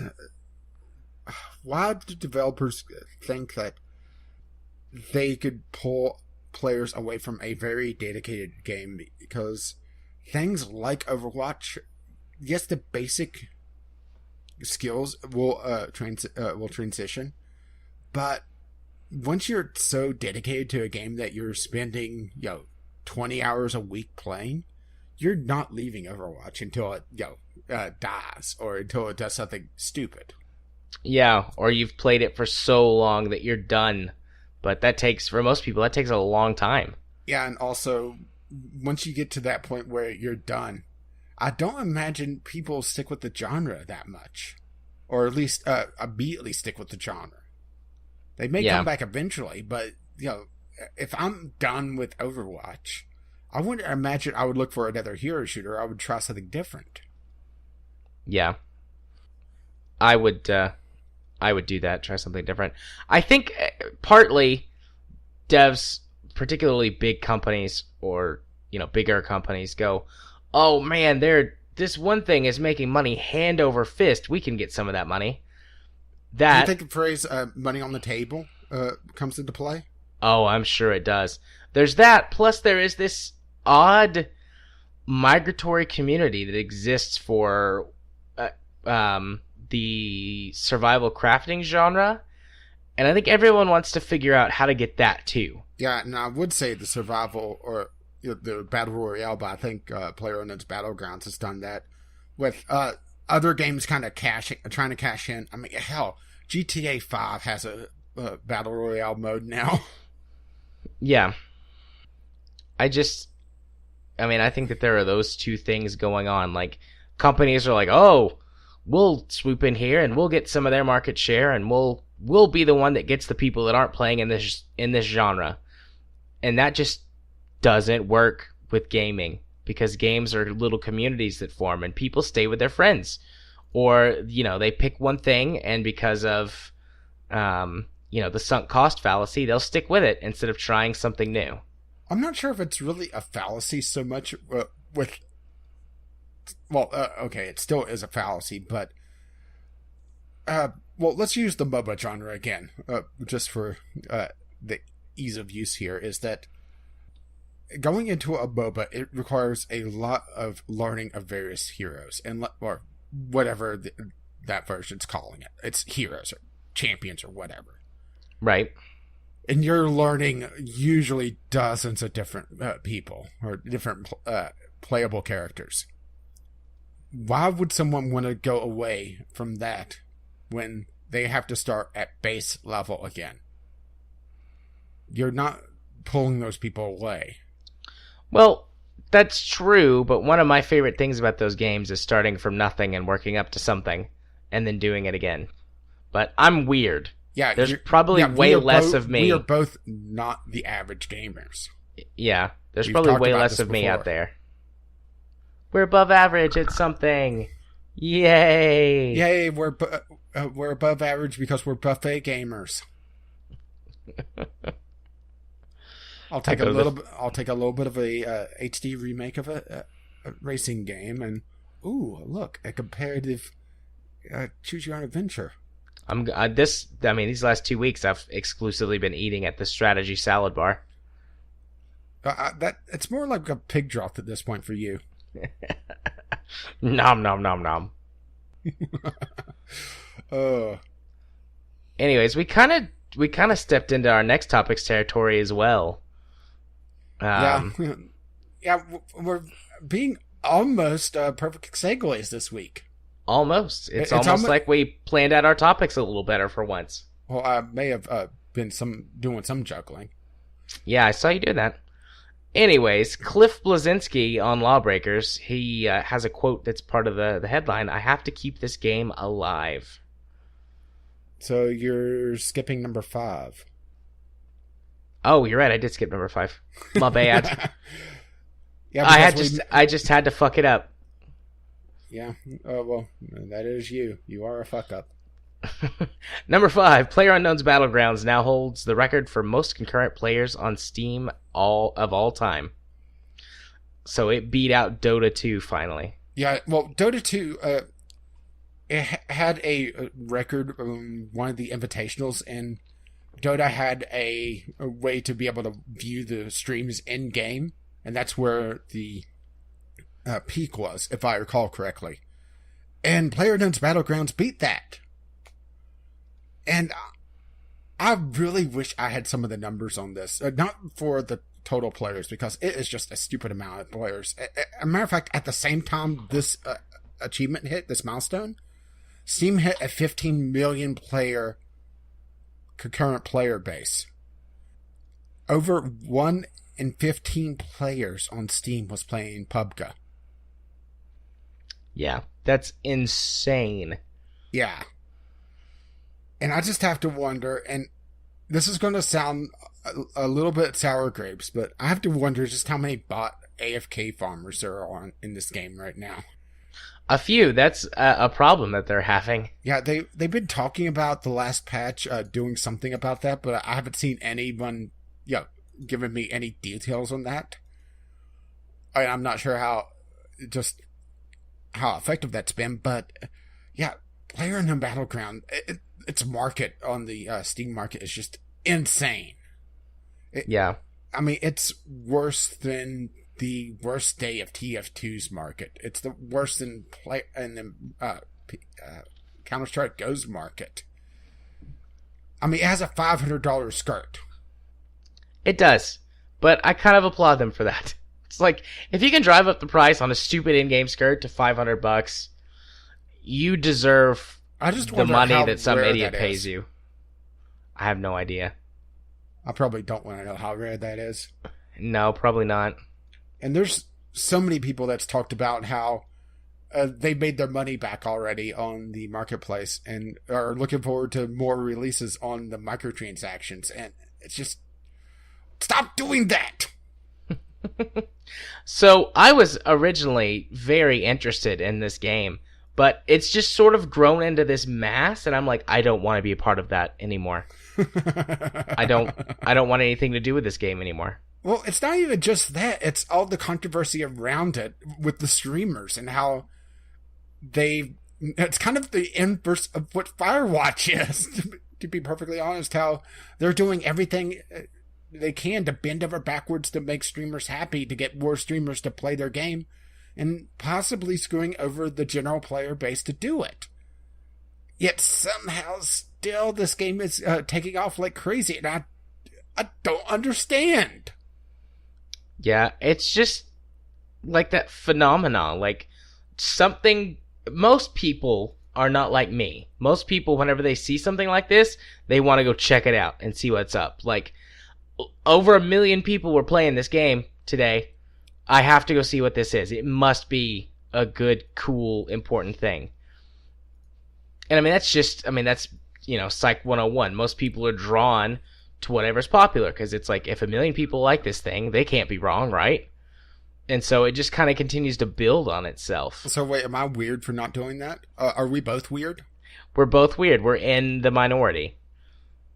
Weirdo. So, yeah, weirdo. Well, the odd thing here is that PlayerUnknown Battlegrounds has such a roller coaster ride. I mean, granted, every game on Steam has a roller coaster ride because, it's just, you have your peak hours, you have your off-peak hours. But they are losing, getting close to 1 million players off-peak. Their peak today was 1.28 million. And right now they're at 500,000. And we're pretty much at the bottom of the roller coaster right now. Granted, Tuesdays is also maintenance day on Steam, so there's also maintenance, causing people to drop off as well. But it shouldn't affect those player numbers, or I don't think it does. Granted, I don't know how PlayerUnknown Battlegrounds works on their matchmaking, but that is a huge drop off. And it does make me think that a lot of this is, people playing for just very short bursts, and it just has a huge install base. Matter of fact, we need to go see what the owner numbers is on Steam Spy, because this ought to be interesting, right? PlayerUnknown Battlegrounds. Did I misspell something? According to this, 11.5 million owners. That means 1 in 11, or well, not quite, but they have 1 in 11 ish players playing every day. That seems a little insane, doesn't it? That is a really stupidly high number. I mean, that's roughly, it's a little less than 10% of people, of owners playing that game every day. Yeah, granted, this is the total player base, and we're working with concurrent player numbers. So it's even more than that. Because if it's, people hop on and play for an hour, at peak, it's 1.28 billion. But jeez, this is nearly a perfect line graph. Like, nearly a perfect line from as far back as this goes, which is the 20th of June, up to a couple of days ago. I mean, it's nearly a straight line of just new players. Well, this has been such a cash cow for Steam in general, because there's a lot of numbers coming in from just people doing analysis on this game, because this is just a phenomenon. There's no other way to really explain it. It does pull players from CSGO, but a huge majority of the players are new to Steam. And I just don't see where they're bringing the new players. Are they coming from consoles? Because this is going to get a console release eventually. Isn't it only getting an Xbox release, though? Or is it also getting a PS4 release? I think it's only getting an Xbox. I'm not 100% certain. I mean, they'd be stupid to do only Xbox. Not if Microsoft threw shit tons of money at them for a timed exclusive or a complete exclusive. God, Does this Microsoft is insane. Have enough money to hold them? Microsoft has more money than God. They're one of the richest companies on the planet. Yeah, but remember, we're also talking about the games division and not Microsoft as a whole. True, but I mean, they shelled out $2 billion for Minecraft. True.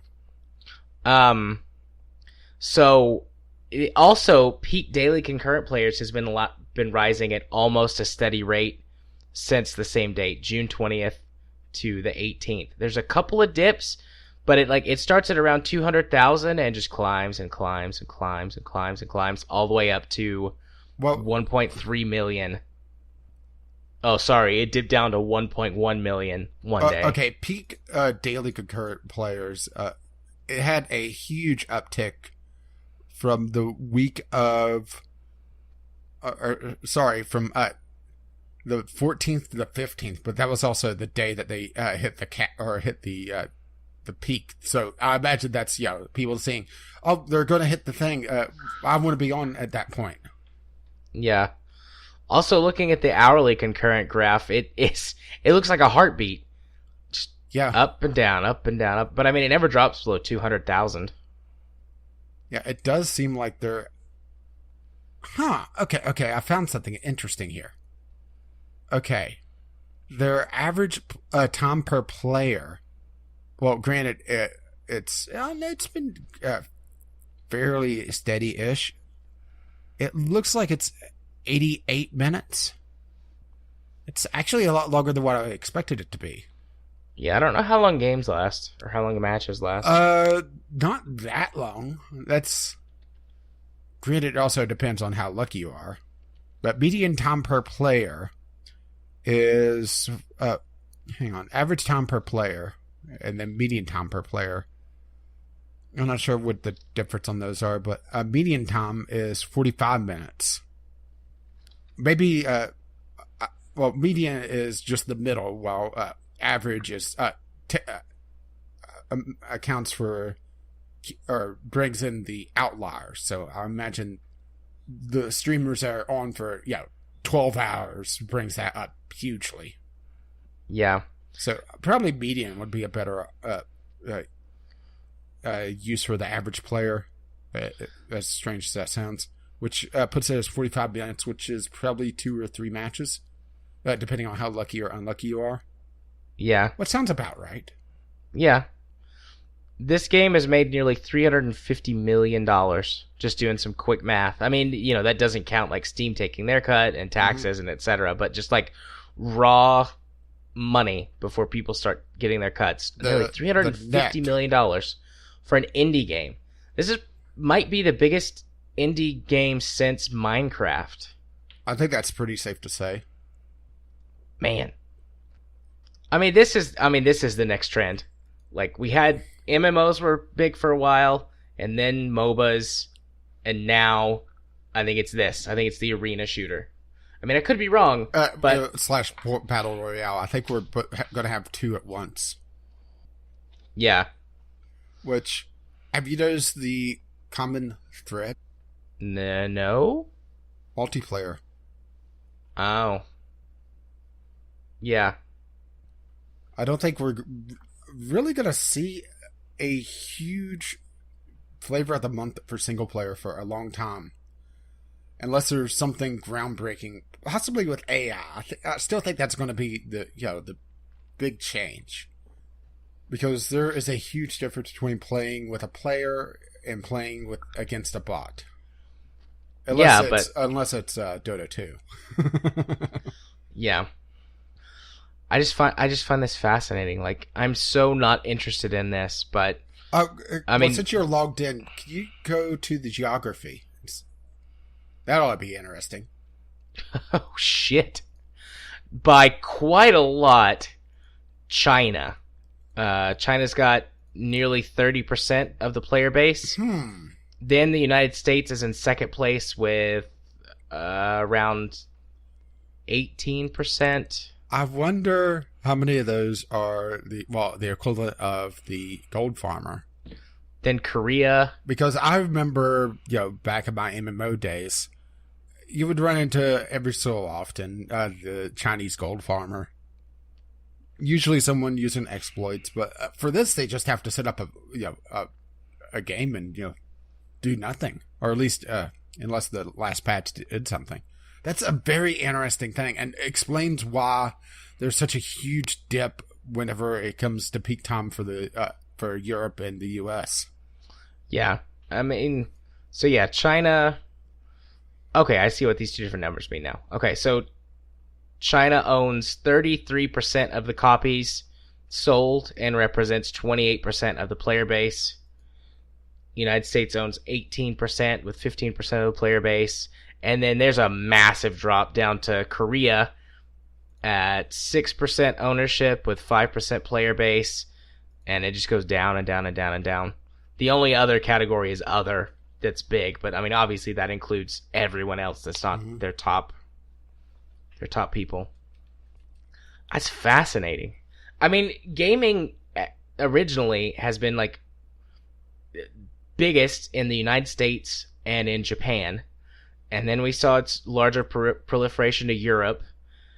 And, I mean, there's been some games and genres that have done really well in Asia prior, but a lot of games in, China and Korea and places like that don't sell very well because they're only interested in a few specific games. So to see a game that's very much different from your StarCraft and your Dota and things doing gangbusters in China and Korea, that's fascinating. I wonder what it is about this game that draws that audience in, because they have a completely different value set and a completely different sociology to us, which is one of the reasons that they tend to lean towards those games. And this is pretty far outside the norm, aside from it being multiplayer and competitive.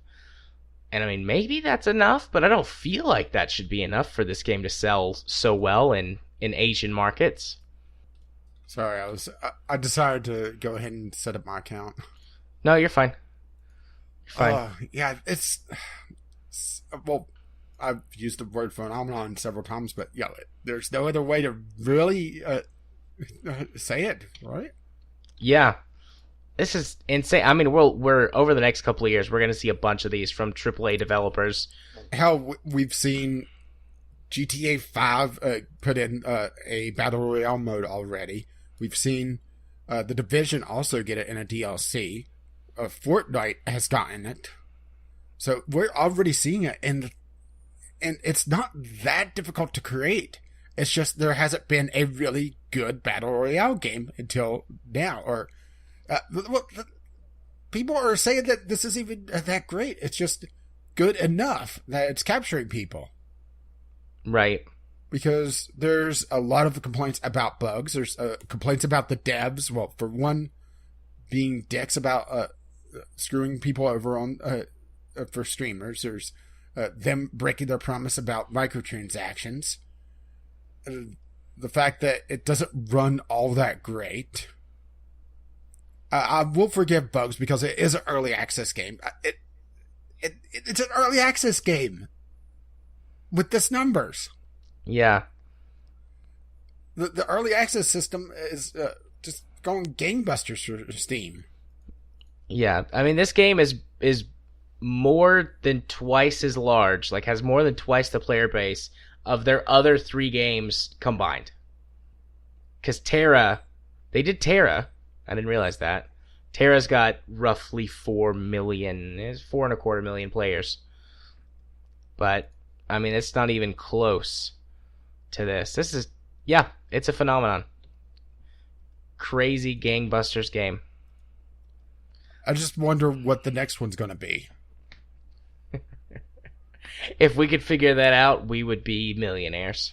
Well, we would also have to have some sort of programming shops. True. Or we would just license it out.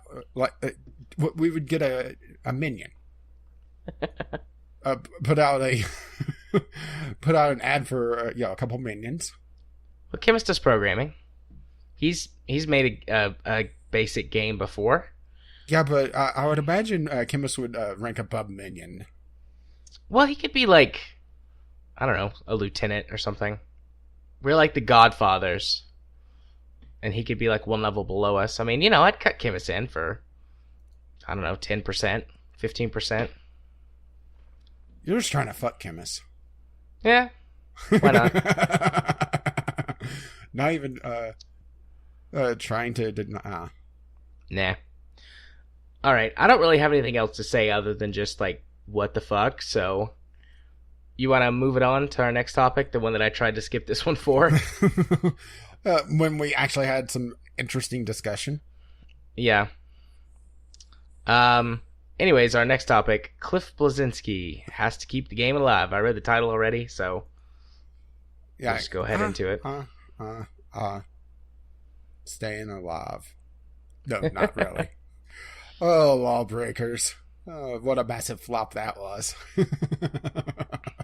I didn't even realize it was out until people started talking about it. Yeah. And I think that's the crux of the problem. LawBreakers is a hero shooter. Well, hey, look, it's like a hero shooter that's either dead or dying that we're talking about this week. I wonder if there's a connection. Yeah. I think LawBreakers is going to be a very interesting deconstruction on just what went wrong in general, outside of Cliff Bleszinski being, Cliffy B. Because there's a lot of people that don't like him. Yeah, I do like him though. I like him. I'm not overly fond of him. He just rubs me the wrong way. No, that's fair. He's got a pretty abrasive personality. But just the way that he goes about it is one of the things that I like about him, because he's abrasive and he can be a dick, but he's not like a fuckwit, He's not Randy Pitchford. That's true, but isn't this also the second major game that he's had just completely flop, or is that Randy Pitchford? No, I think that's Randy Pitchford. As far as I know, this is Bleszinski's only major flop. The re-release of, what was it that came out earlier this year or last year? Crap. No thanks. I don't have to go right now. I forget what the game is that he made that came out a few years ago, and they just did an HD re-release like 6 or 7 months ago. It doesn't matter. Well, I don't think the re-release was received that well because he tried to sell it for like $60 and then also resell the DLC for it, and people freaked out at that, so they put it all together and lowered the price a little bit. But yeah. Anyways, whatever you were gonna say, go ahead and say it. I'll shut up. Well, I think part of the reason why this is coming off as not very good for him, well, outside of, LawBreakers just being absolutely dead, is that he's trying to blame actually having information about the player base. And that really pisses me off. Saying that the game's a lot more alive on PlayStation 4, but we don't have those numbers in front of me. But take my word for it, because I wouldn't totally lie about this. I honestly, like, in this one instance, I think I believe him because there's, one, a lot less choice on console, and two, they have a different standard for, like, what types of games that they play. Typically a lesser standard. And probably also, a certain cutoff of what is considered a low player base in general. Granted, they did say... in this article, this is GameSpot, so you have to take that with a huge grain of salt. One of the big issues with lower player figures is long matchmaking times. Here in Australia, GameSpot has not been able to find a match on the PS4 at all over the last 2 weeks after multiple attempts. We stopped trying the last time after 45 minutes of matchmaking. So that seems bullshit. Yeah, that is also Australia, so... And that is also a smaller player base, and typically Australia is, well, if you turn kind of the obvious, is an island of gamers when it comes to online matchmaking. Because, yeah, they have a lot of their pipes. Sorry, I was waiting for a groan there. Going in and out are typically not all that great. So matchmaking typically tries to limit to just Australia. Or maybe go to oceanic servers, if there are any. Yeah. Yeah, Australia somehow managed to be one of the only countries in the world that has internet that's worse than the United States. Yeah, bravo. Good job, guys. You did it. Goodbye to our Australian listeners, if we have any.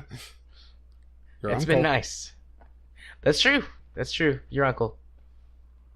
Yeah, and Bob. I suppose that Relic would suffer too. Yeah, but he's a Kiwi, so he doesn't count.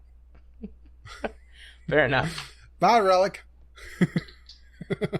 Bye, guys. Love you. Yeah. Hen Relic's still my medic in RimWorld, so he has that going for him. Which is nice. Yeah.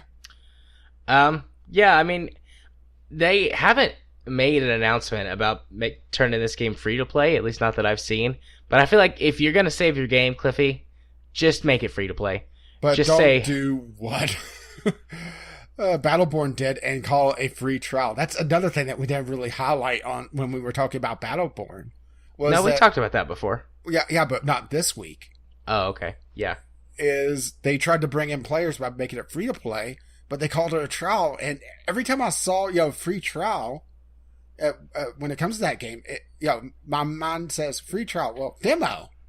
No. Yeah, demo. And I imagine that, someone that's less informed and doesn't know that that's free to play, or, the free to play version would just assume demo and, not want to try it. And it's just stupid on their part to even do that.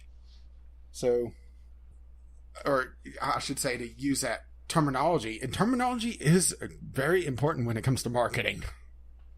Yeah. So I wonder if LawBreakers is going to go free to play at some point. It was originally going to be free to play. That's also the thing, and they changed it around to be a premium hero shooter. And the thing is, it isn't Overwatch. Nope. Is that the only premium hero shooter that's been successful? It's the only one I could think of. Yeah, same here. All the other winners in the genre has been free to play. I guess technically Team Fortress 2, but it's free to play now, so... Yeah, and that was also really before it was considered a hero shooter. Yeah. Because back then it was class-based. And that there's I would say that there's a difference in class-based and hero, in that class-based usually has some sort of subclass that you could also do. And also it's usually a smaller number of classes compared to heroes. Yeah. Because you only have 9 classes in Team Fortress 2. And whenever you get around to the weirdo subclasses, there's only, I would say, Demo Knight, a more combat-oriented engineer, and that's really it that is really important to know about before you get to odd things like different ways the spies can be played. And also another important distinction between class-based shooter and hero shooter would be there could be more than one class. Hero shooters are all Highlander. There could be only one. There could be only one. Yeah. I don't think there's any other successful ones, though. Premium ones. The free-to-play ones do a little bit better, but, they're free. So people are more willing to try them out and maybe get in them. Yeah, well, not me. I didn't really care for Paladins. Fair enough. Neither did Ghost Shark. But I like it. So you got that going for you. Which is nice. Do we really have anything else to say? How are they going to keep this game alive? Where are they going to develop to have all the developers playing full time and double the player base? That would work. That would be one way. Although eventually they'd run out of money because they're not doing any work. They're just playing the game. True. Now I'm heading up for Steam Spy for LawBreakers and see. I already looked. It's not good. Abysmal. Oh yeah, like you can see where it's like listed as like the beta. There's hundreds of thousands of people playing the beta, and then as soon as it goes live, it drops to like 13,000 owners. LawBreakers, Twitch Prime. Let's see, available on Steam. Wow, the owners at launch was 18,000. It's really plateaued as well, and that's the thing. That's the problem. Their peak owners is 80,000. That is not good. Nope. Good at all. And there hasn't been a price drop. It's still at $30, which isn't hugely expensive, but it's definitely not a cheap game. Yeah. Do you think it would have done a lot better if it was 20? No. I don't think so. Maybe it might have done better at like a $10 buy-in, which would like get you almost everything, and then you could spend more money to unlock the rest of everything. But I don't think $20 would have really made much of a difference. 20 versus 30. Their daily Twitch stats looks like a child scribbled all over it. This is going to sound like a tangent, but trust me on this. I've been listening to my podcast recently, and I have a huge backlog. And there's a strange correlation, or a strange lining up of things, where I'm listening to some of my older gaming podcasts talking about LawBreakers when it launches. And them talking about, hoping that it does better. Right. Right. An interesting thing I've heard from, particularly, in the Co-Optional podcast, is talking about how the game doesn't really try to teach you, and a lack of just general understanding of really all the nuances of the game.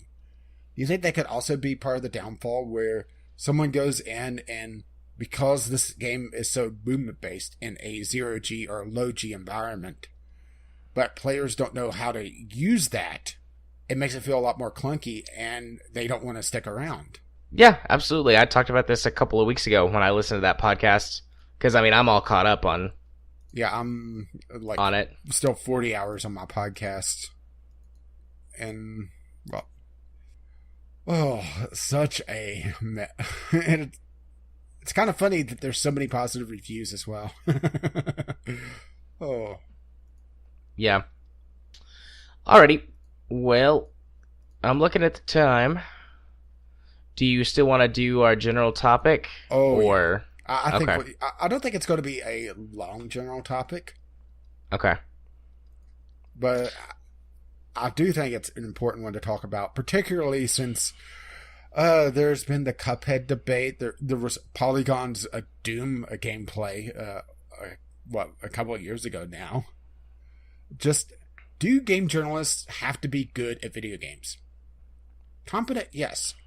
Good, depends on how you really define good for me. Yeah. Because there's a very big difference between someone that could climb the ladder in StarCraft and someone that understands the nuances enough to be able to explain it. Yeah, I think game journalists need to be capable at video games. You need to be able to relatively quickly grasp what the game's mechanics are, what's going on, be able to get, be decent enough at it that you can get through enough of the game to do your review or do your coverage, depending on what type it is that you're doing. And different types of coverages would require different skill levels and time commitments. But I don't think you have to be, air quotes, good at video games to be a journalist.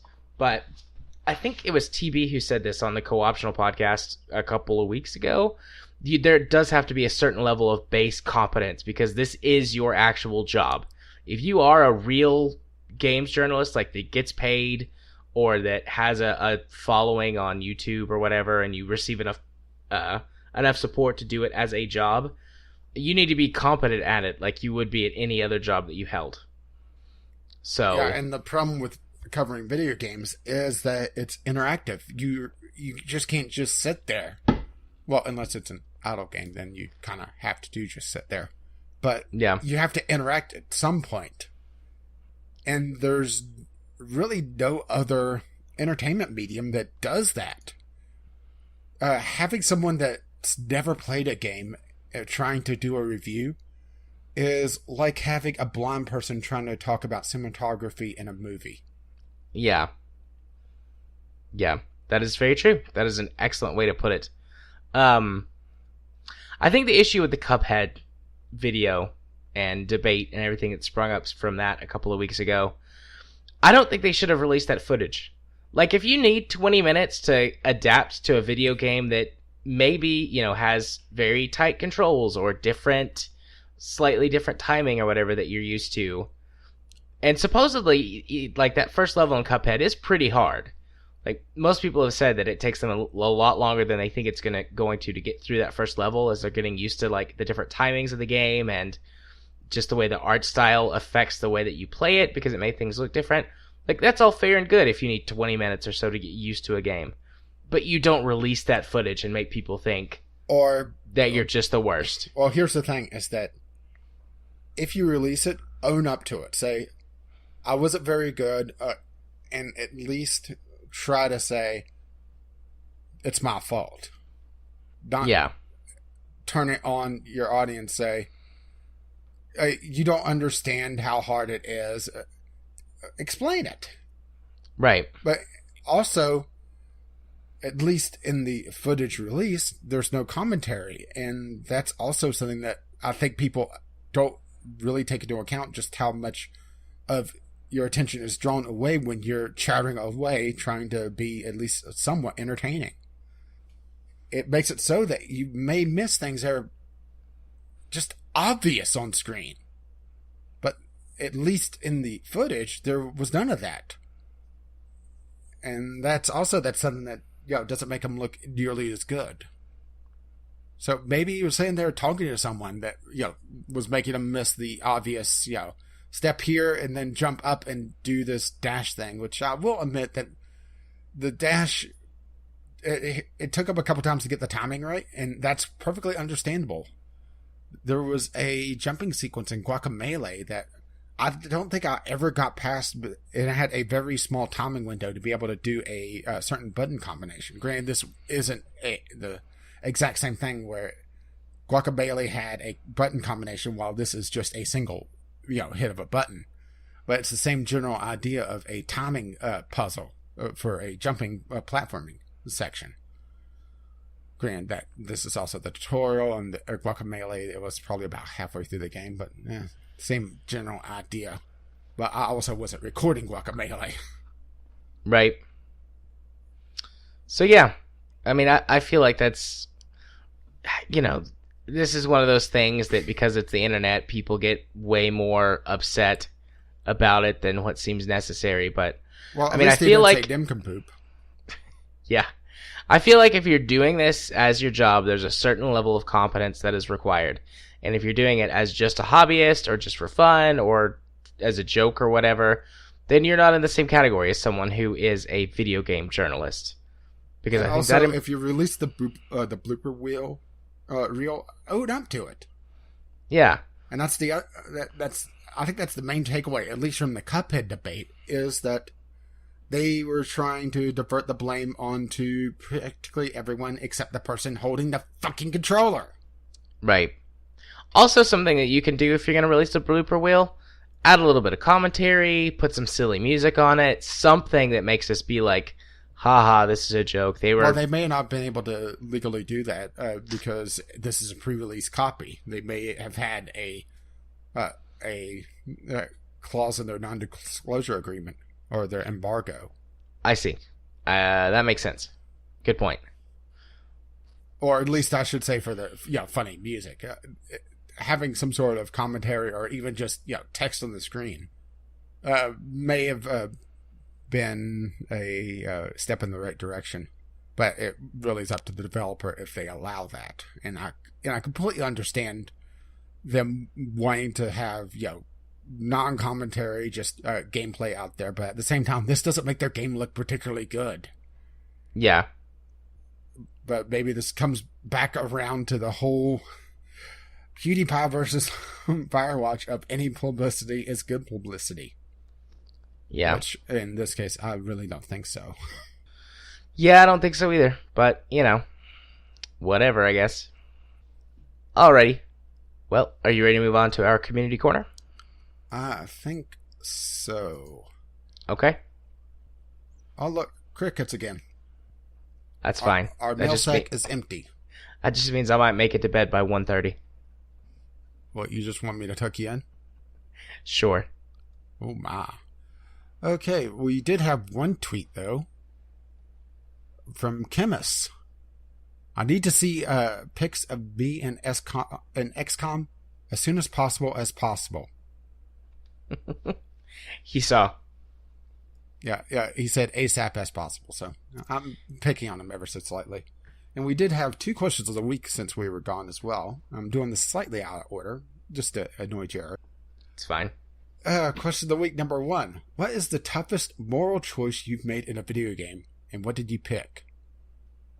Plata said Mass Effect 1, saving the Council versus not saving the Council. I chose to limit the loss of human lives, which in turn meant the Council perished. And that was our only response there. For me personally, at least recently, I would have to say killing versus not killing alternate Chloe in Life is Strange. It's one of those things that it makes absolutely no difference in the story, but I haven't hauled on it anyway. Yeah. That was a really good one. Yeah.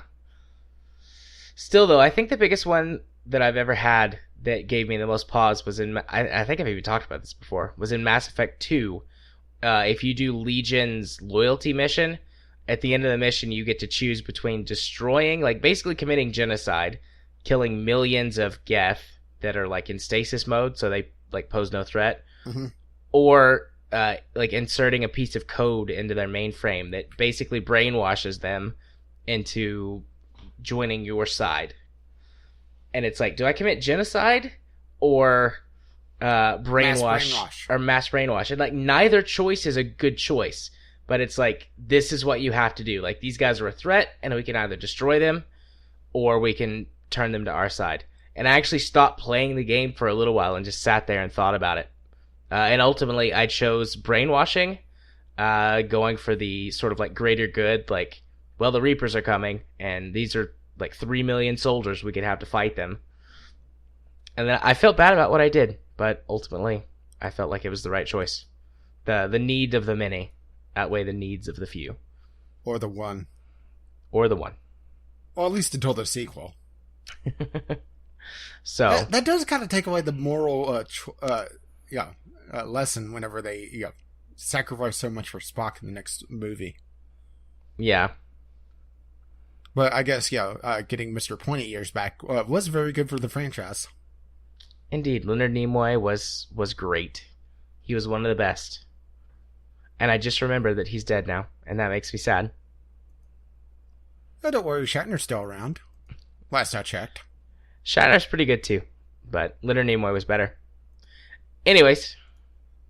Also kind of a joke one for me for moral choice would be whether or not to flood my trading depot in Dwarf Fortress whenever the elves show up. Wait a minute, that wasn't a tough choice at all. Elvish bastards. I love elves. Yeah, we go too. through this. We go through this every time. They are delicious.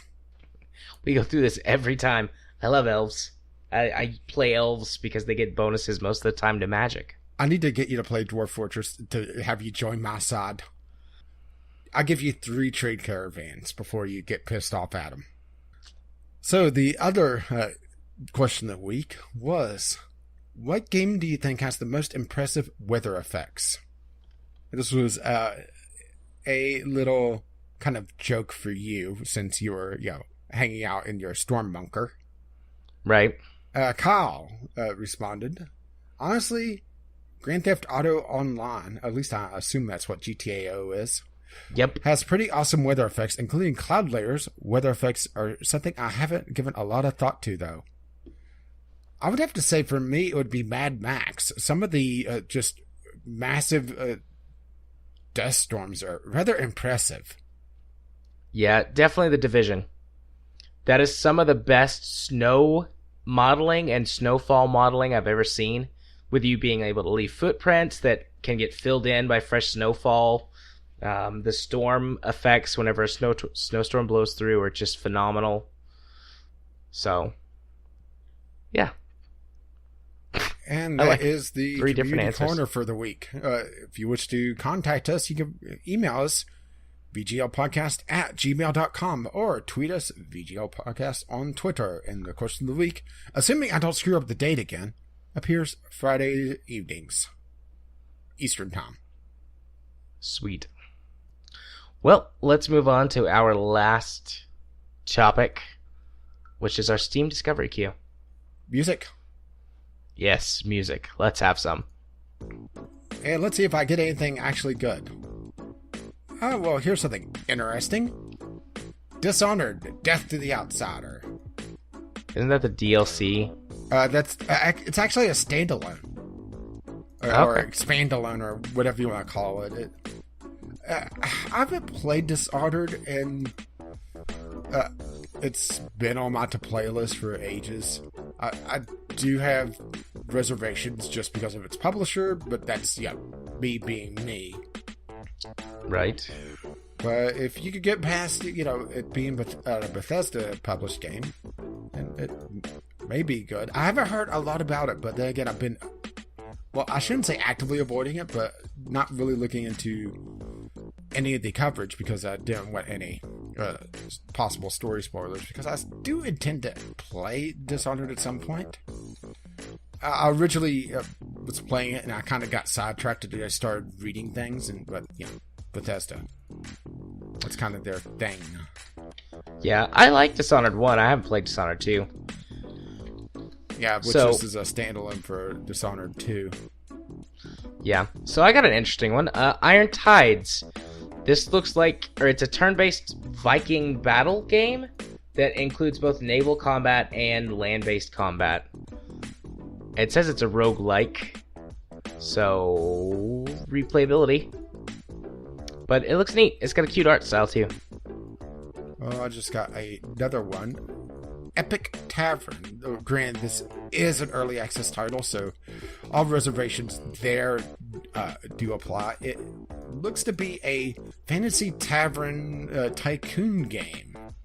It is on your wish list, but then again, most of Steam is on your wish list. Lots of stuff is.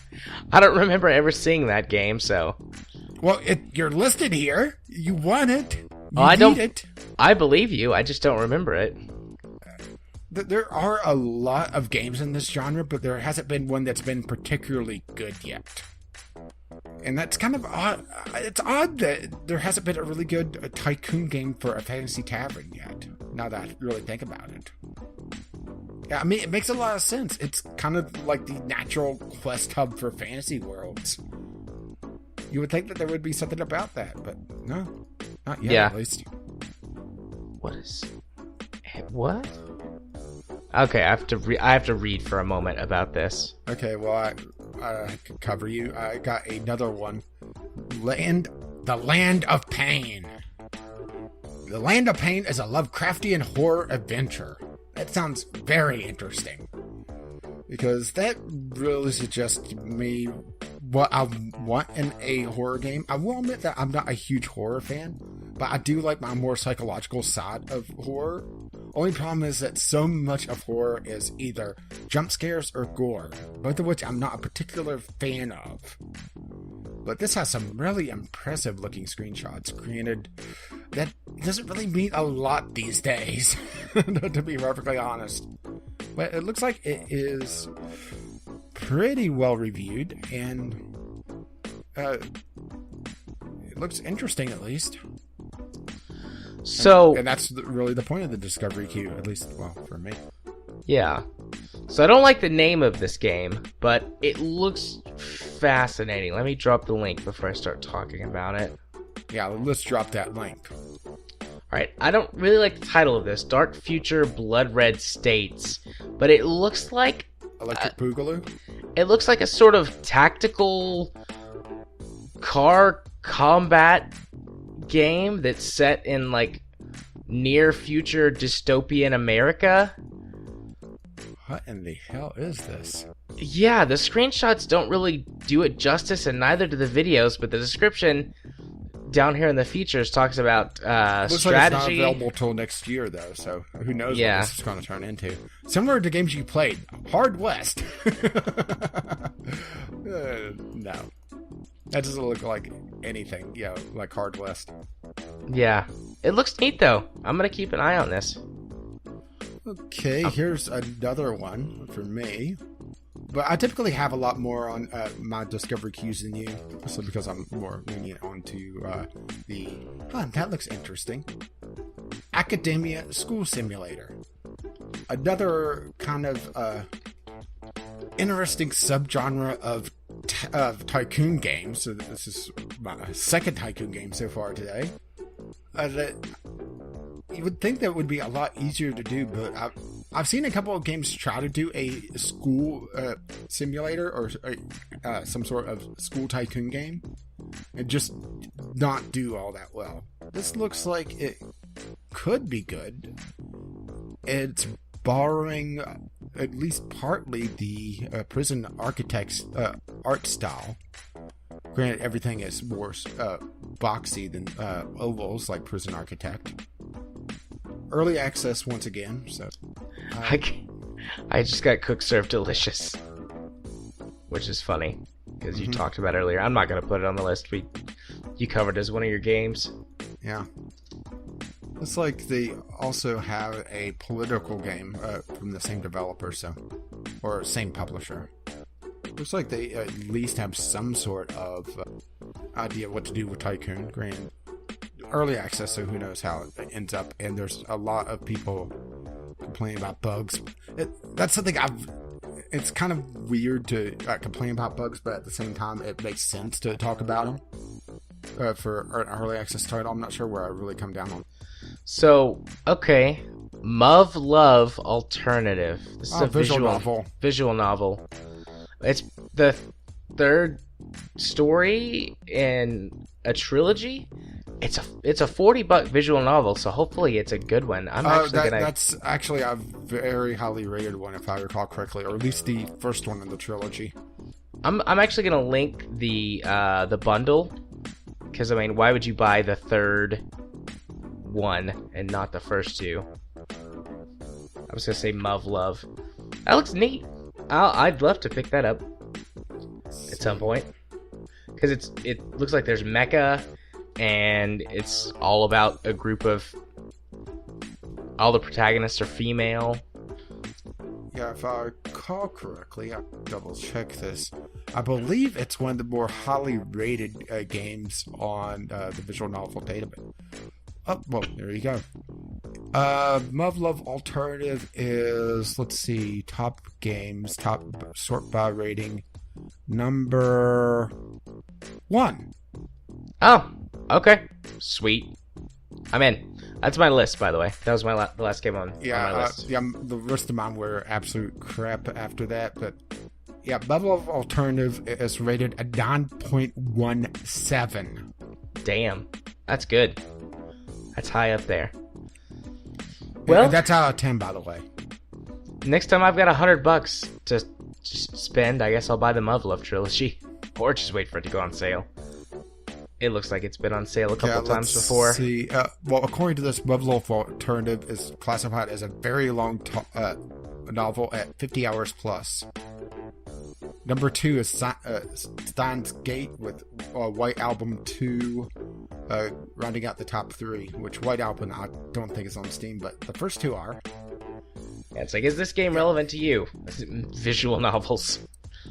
Yes, I've played many visual novels. It's relevant to me. But obviously not enough if you don't know Muv-Love. I never heard of it before. I've never seen it before. I'm in, though. I'm in. I'll buy it. But yeah, so you buy that for $100. But yeah. So that's it for our lists then? Yep. Alrighty. I'm all tapped out. Then let's move on to the portion of the podcast where I go first, where I tell you about my things.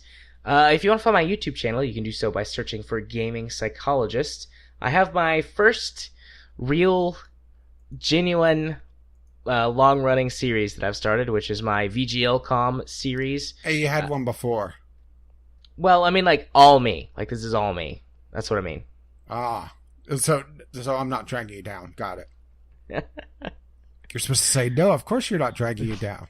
No, of course you're not dragging me down, Rage. We are friends. Why would I say that? Anyways, VGLcom, by the time that this episode goes up, there will be the first 2 official episodes. I guess 3 if you count episode 0, where I go over my mod list and things. And then I had like a 1.5 episode where I talked about the recording issues and having to go back and redo episodes 2 and 3. But those are already scheduled and ready to go for this week and next week, and 2 will be up by the time this video goes live. And then I'm gonna do 1 a week for a little while and just see how far I get ahead.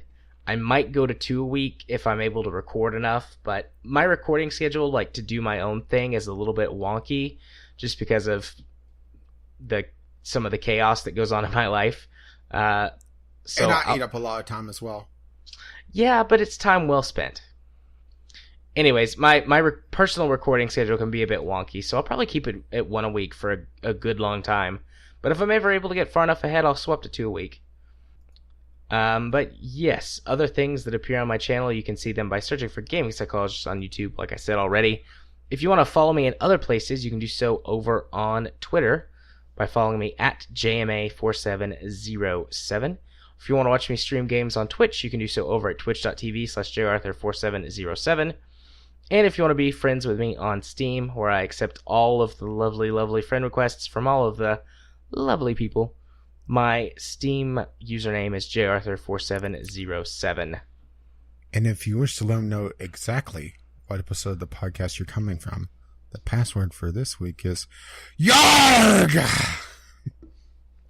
That will have to come down a couple of notches in editing. Well, let's just put it this way. It's full red on my screen. We'll see what normalization does to that. I couldn't help myself. What can I say? Right. All right. What about you, buddy? Well, assuming that you're still around, which that'll be a shock. You'll find 3 Let's Play series, well, at least in theory, on my YouTube channel. I've been skipping a couple episodes on Van Helsing just because, well, for one, I've just been tired and not feeling all that great for a couple of nights, but also it's kind of just a middling trudge through it to see where the story goes, because combat just sucks in that game. I'm just standing around watching everything else do everything, you know? Right. RimWorld is still a very mature series. Oh, except for me when I'm immature. Had a couple deaths. Mother Nature's kind of a bitch. Let's just put it this way. The predators have come out to play. I lost one colonist to a honey badger. Honey badger don't care. Except for human flesh. No, I'm not joking. They actually got eaten by a honey badger. And then I had a colonist land in an escape pod. It was naturally down because that's how things happen with the that particular event. Right in front of a bear. And the bear was hungry. So, yeah, lost that opportunity. Nummy. Well, what's kind of funny was the honey badger attacked a colonist, and that colonist had porridge. Well, after the colonist died, he dropped his inventory, and there was a bear nearby, and he ate the porridge, and I just started chuckling. Well, at least I thought it was funny. You okay over there? Yep. My throat is starting to give out, and I've run out of beverages. Oh, my. I didn't think I was that rough on your throat this week. Oh, yeah. You always are. Oh, and, of course, the Verity, we're basically on the bleeding edge of what content we have. We're trying to keep ahead, but may have to try to do something or just skip a couple days. Really depends on just, if I'm able to capture a certain someone for recording night. When they're not busy doing their own thing, that is probably a lot more interesting to the general public than episode 500 of a series. Because that is also a problem of long series is, people don't want to come in on episode 500. They want to come in on episode 5. Or 1. Well, I was, using a power of 100. I did, but I messed it up. This is why we can't have nice things. Yep. I blame you. That's fine. Yeah, I definitely blame you. It's all your fault. But let's see. Sunday Sampler should still be going on. And, of course, this podcast appears on my channel as well. Gaming with Caffeine Rage, if you still have hearing. Or if you wish to see me tweet somewhat randomly about who knows what, you can find me over at the Twitter, Gaming with CR. This week, last couple tweets, I was wondering why Trump is picking a fight with Elton John.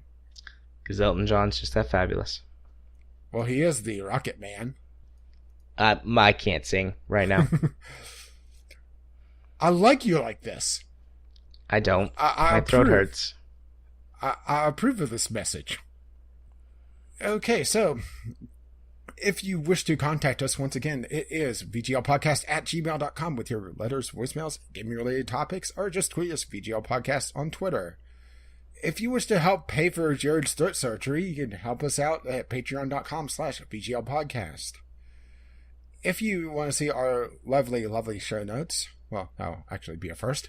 But if you wish to see the monstrosity that is the show notes and all the related links, you can find us VGLpodcast.podbean.com, as well as on iTunes and Google Play if you don't want to use RSS, but RSS is available on Podbean as well. Our intro and outro music is On the Ground by Kevin MacLeod, and Doobly Doo is used as well, with the Discovery Cue by Kevin MacLeod as well. That kind of got away from me, didn't it? It did. But as this lovely music starts to roll across my voice, bye-bye now. Bye. Bye-bye.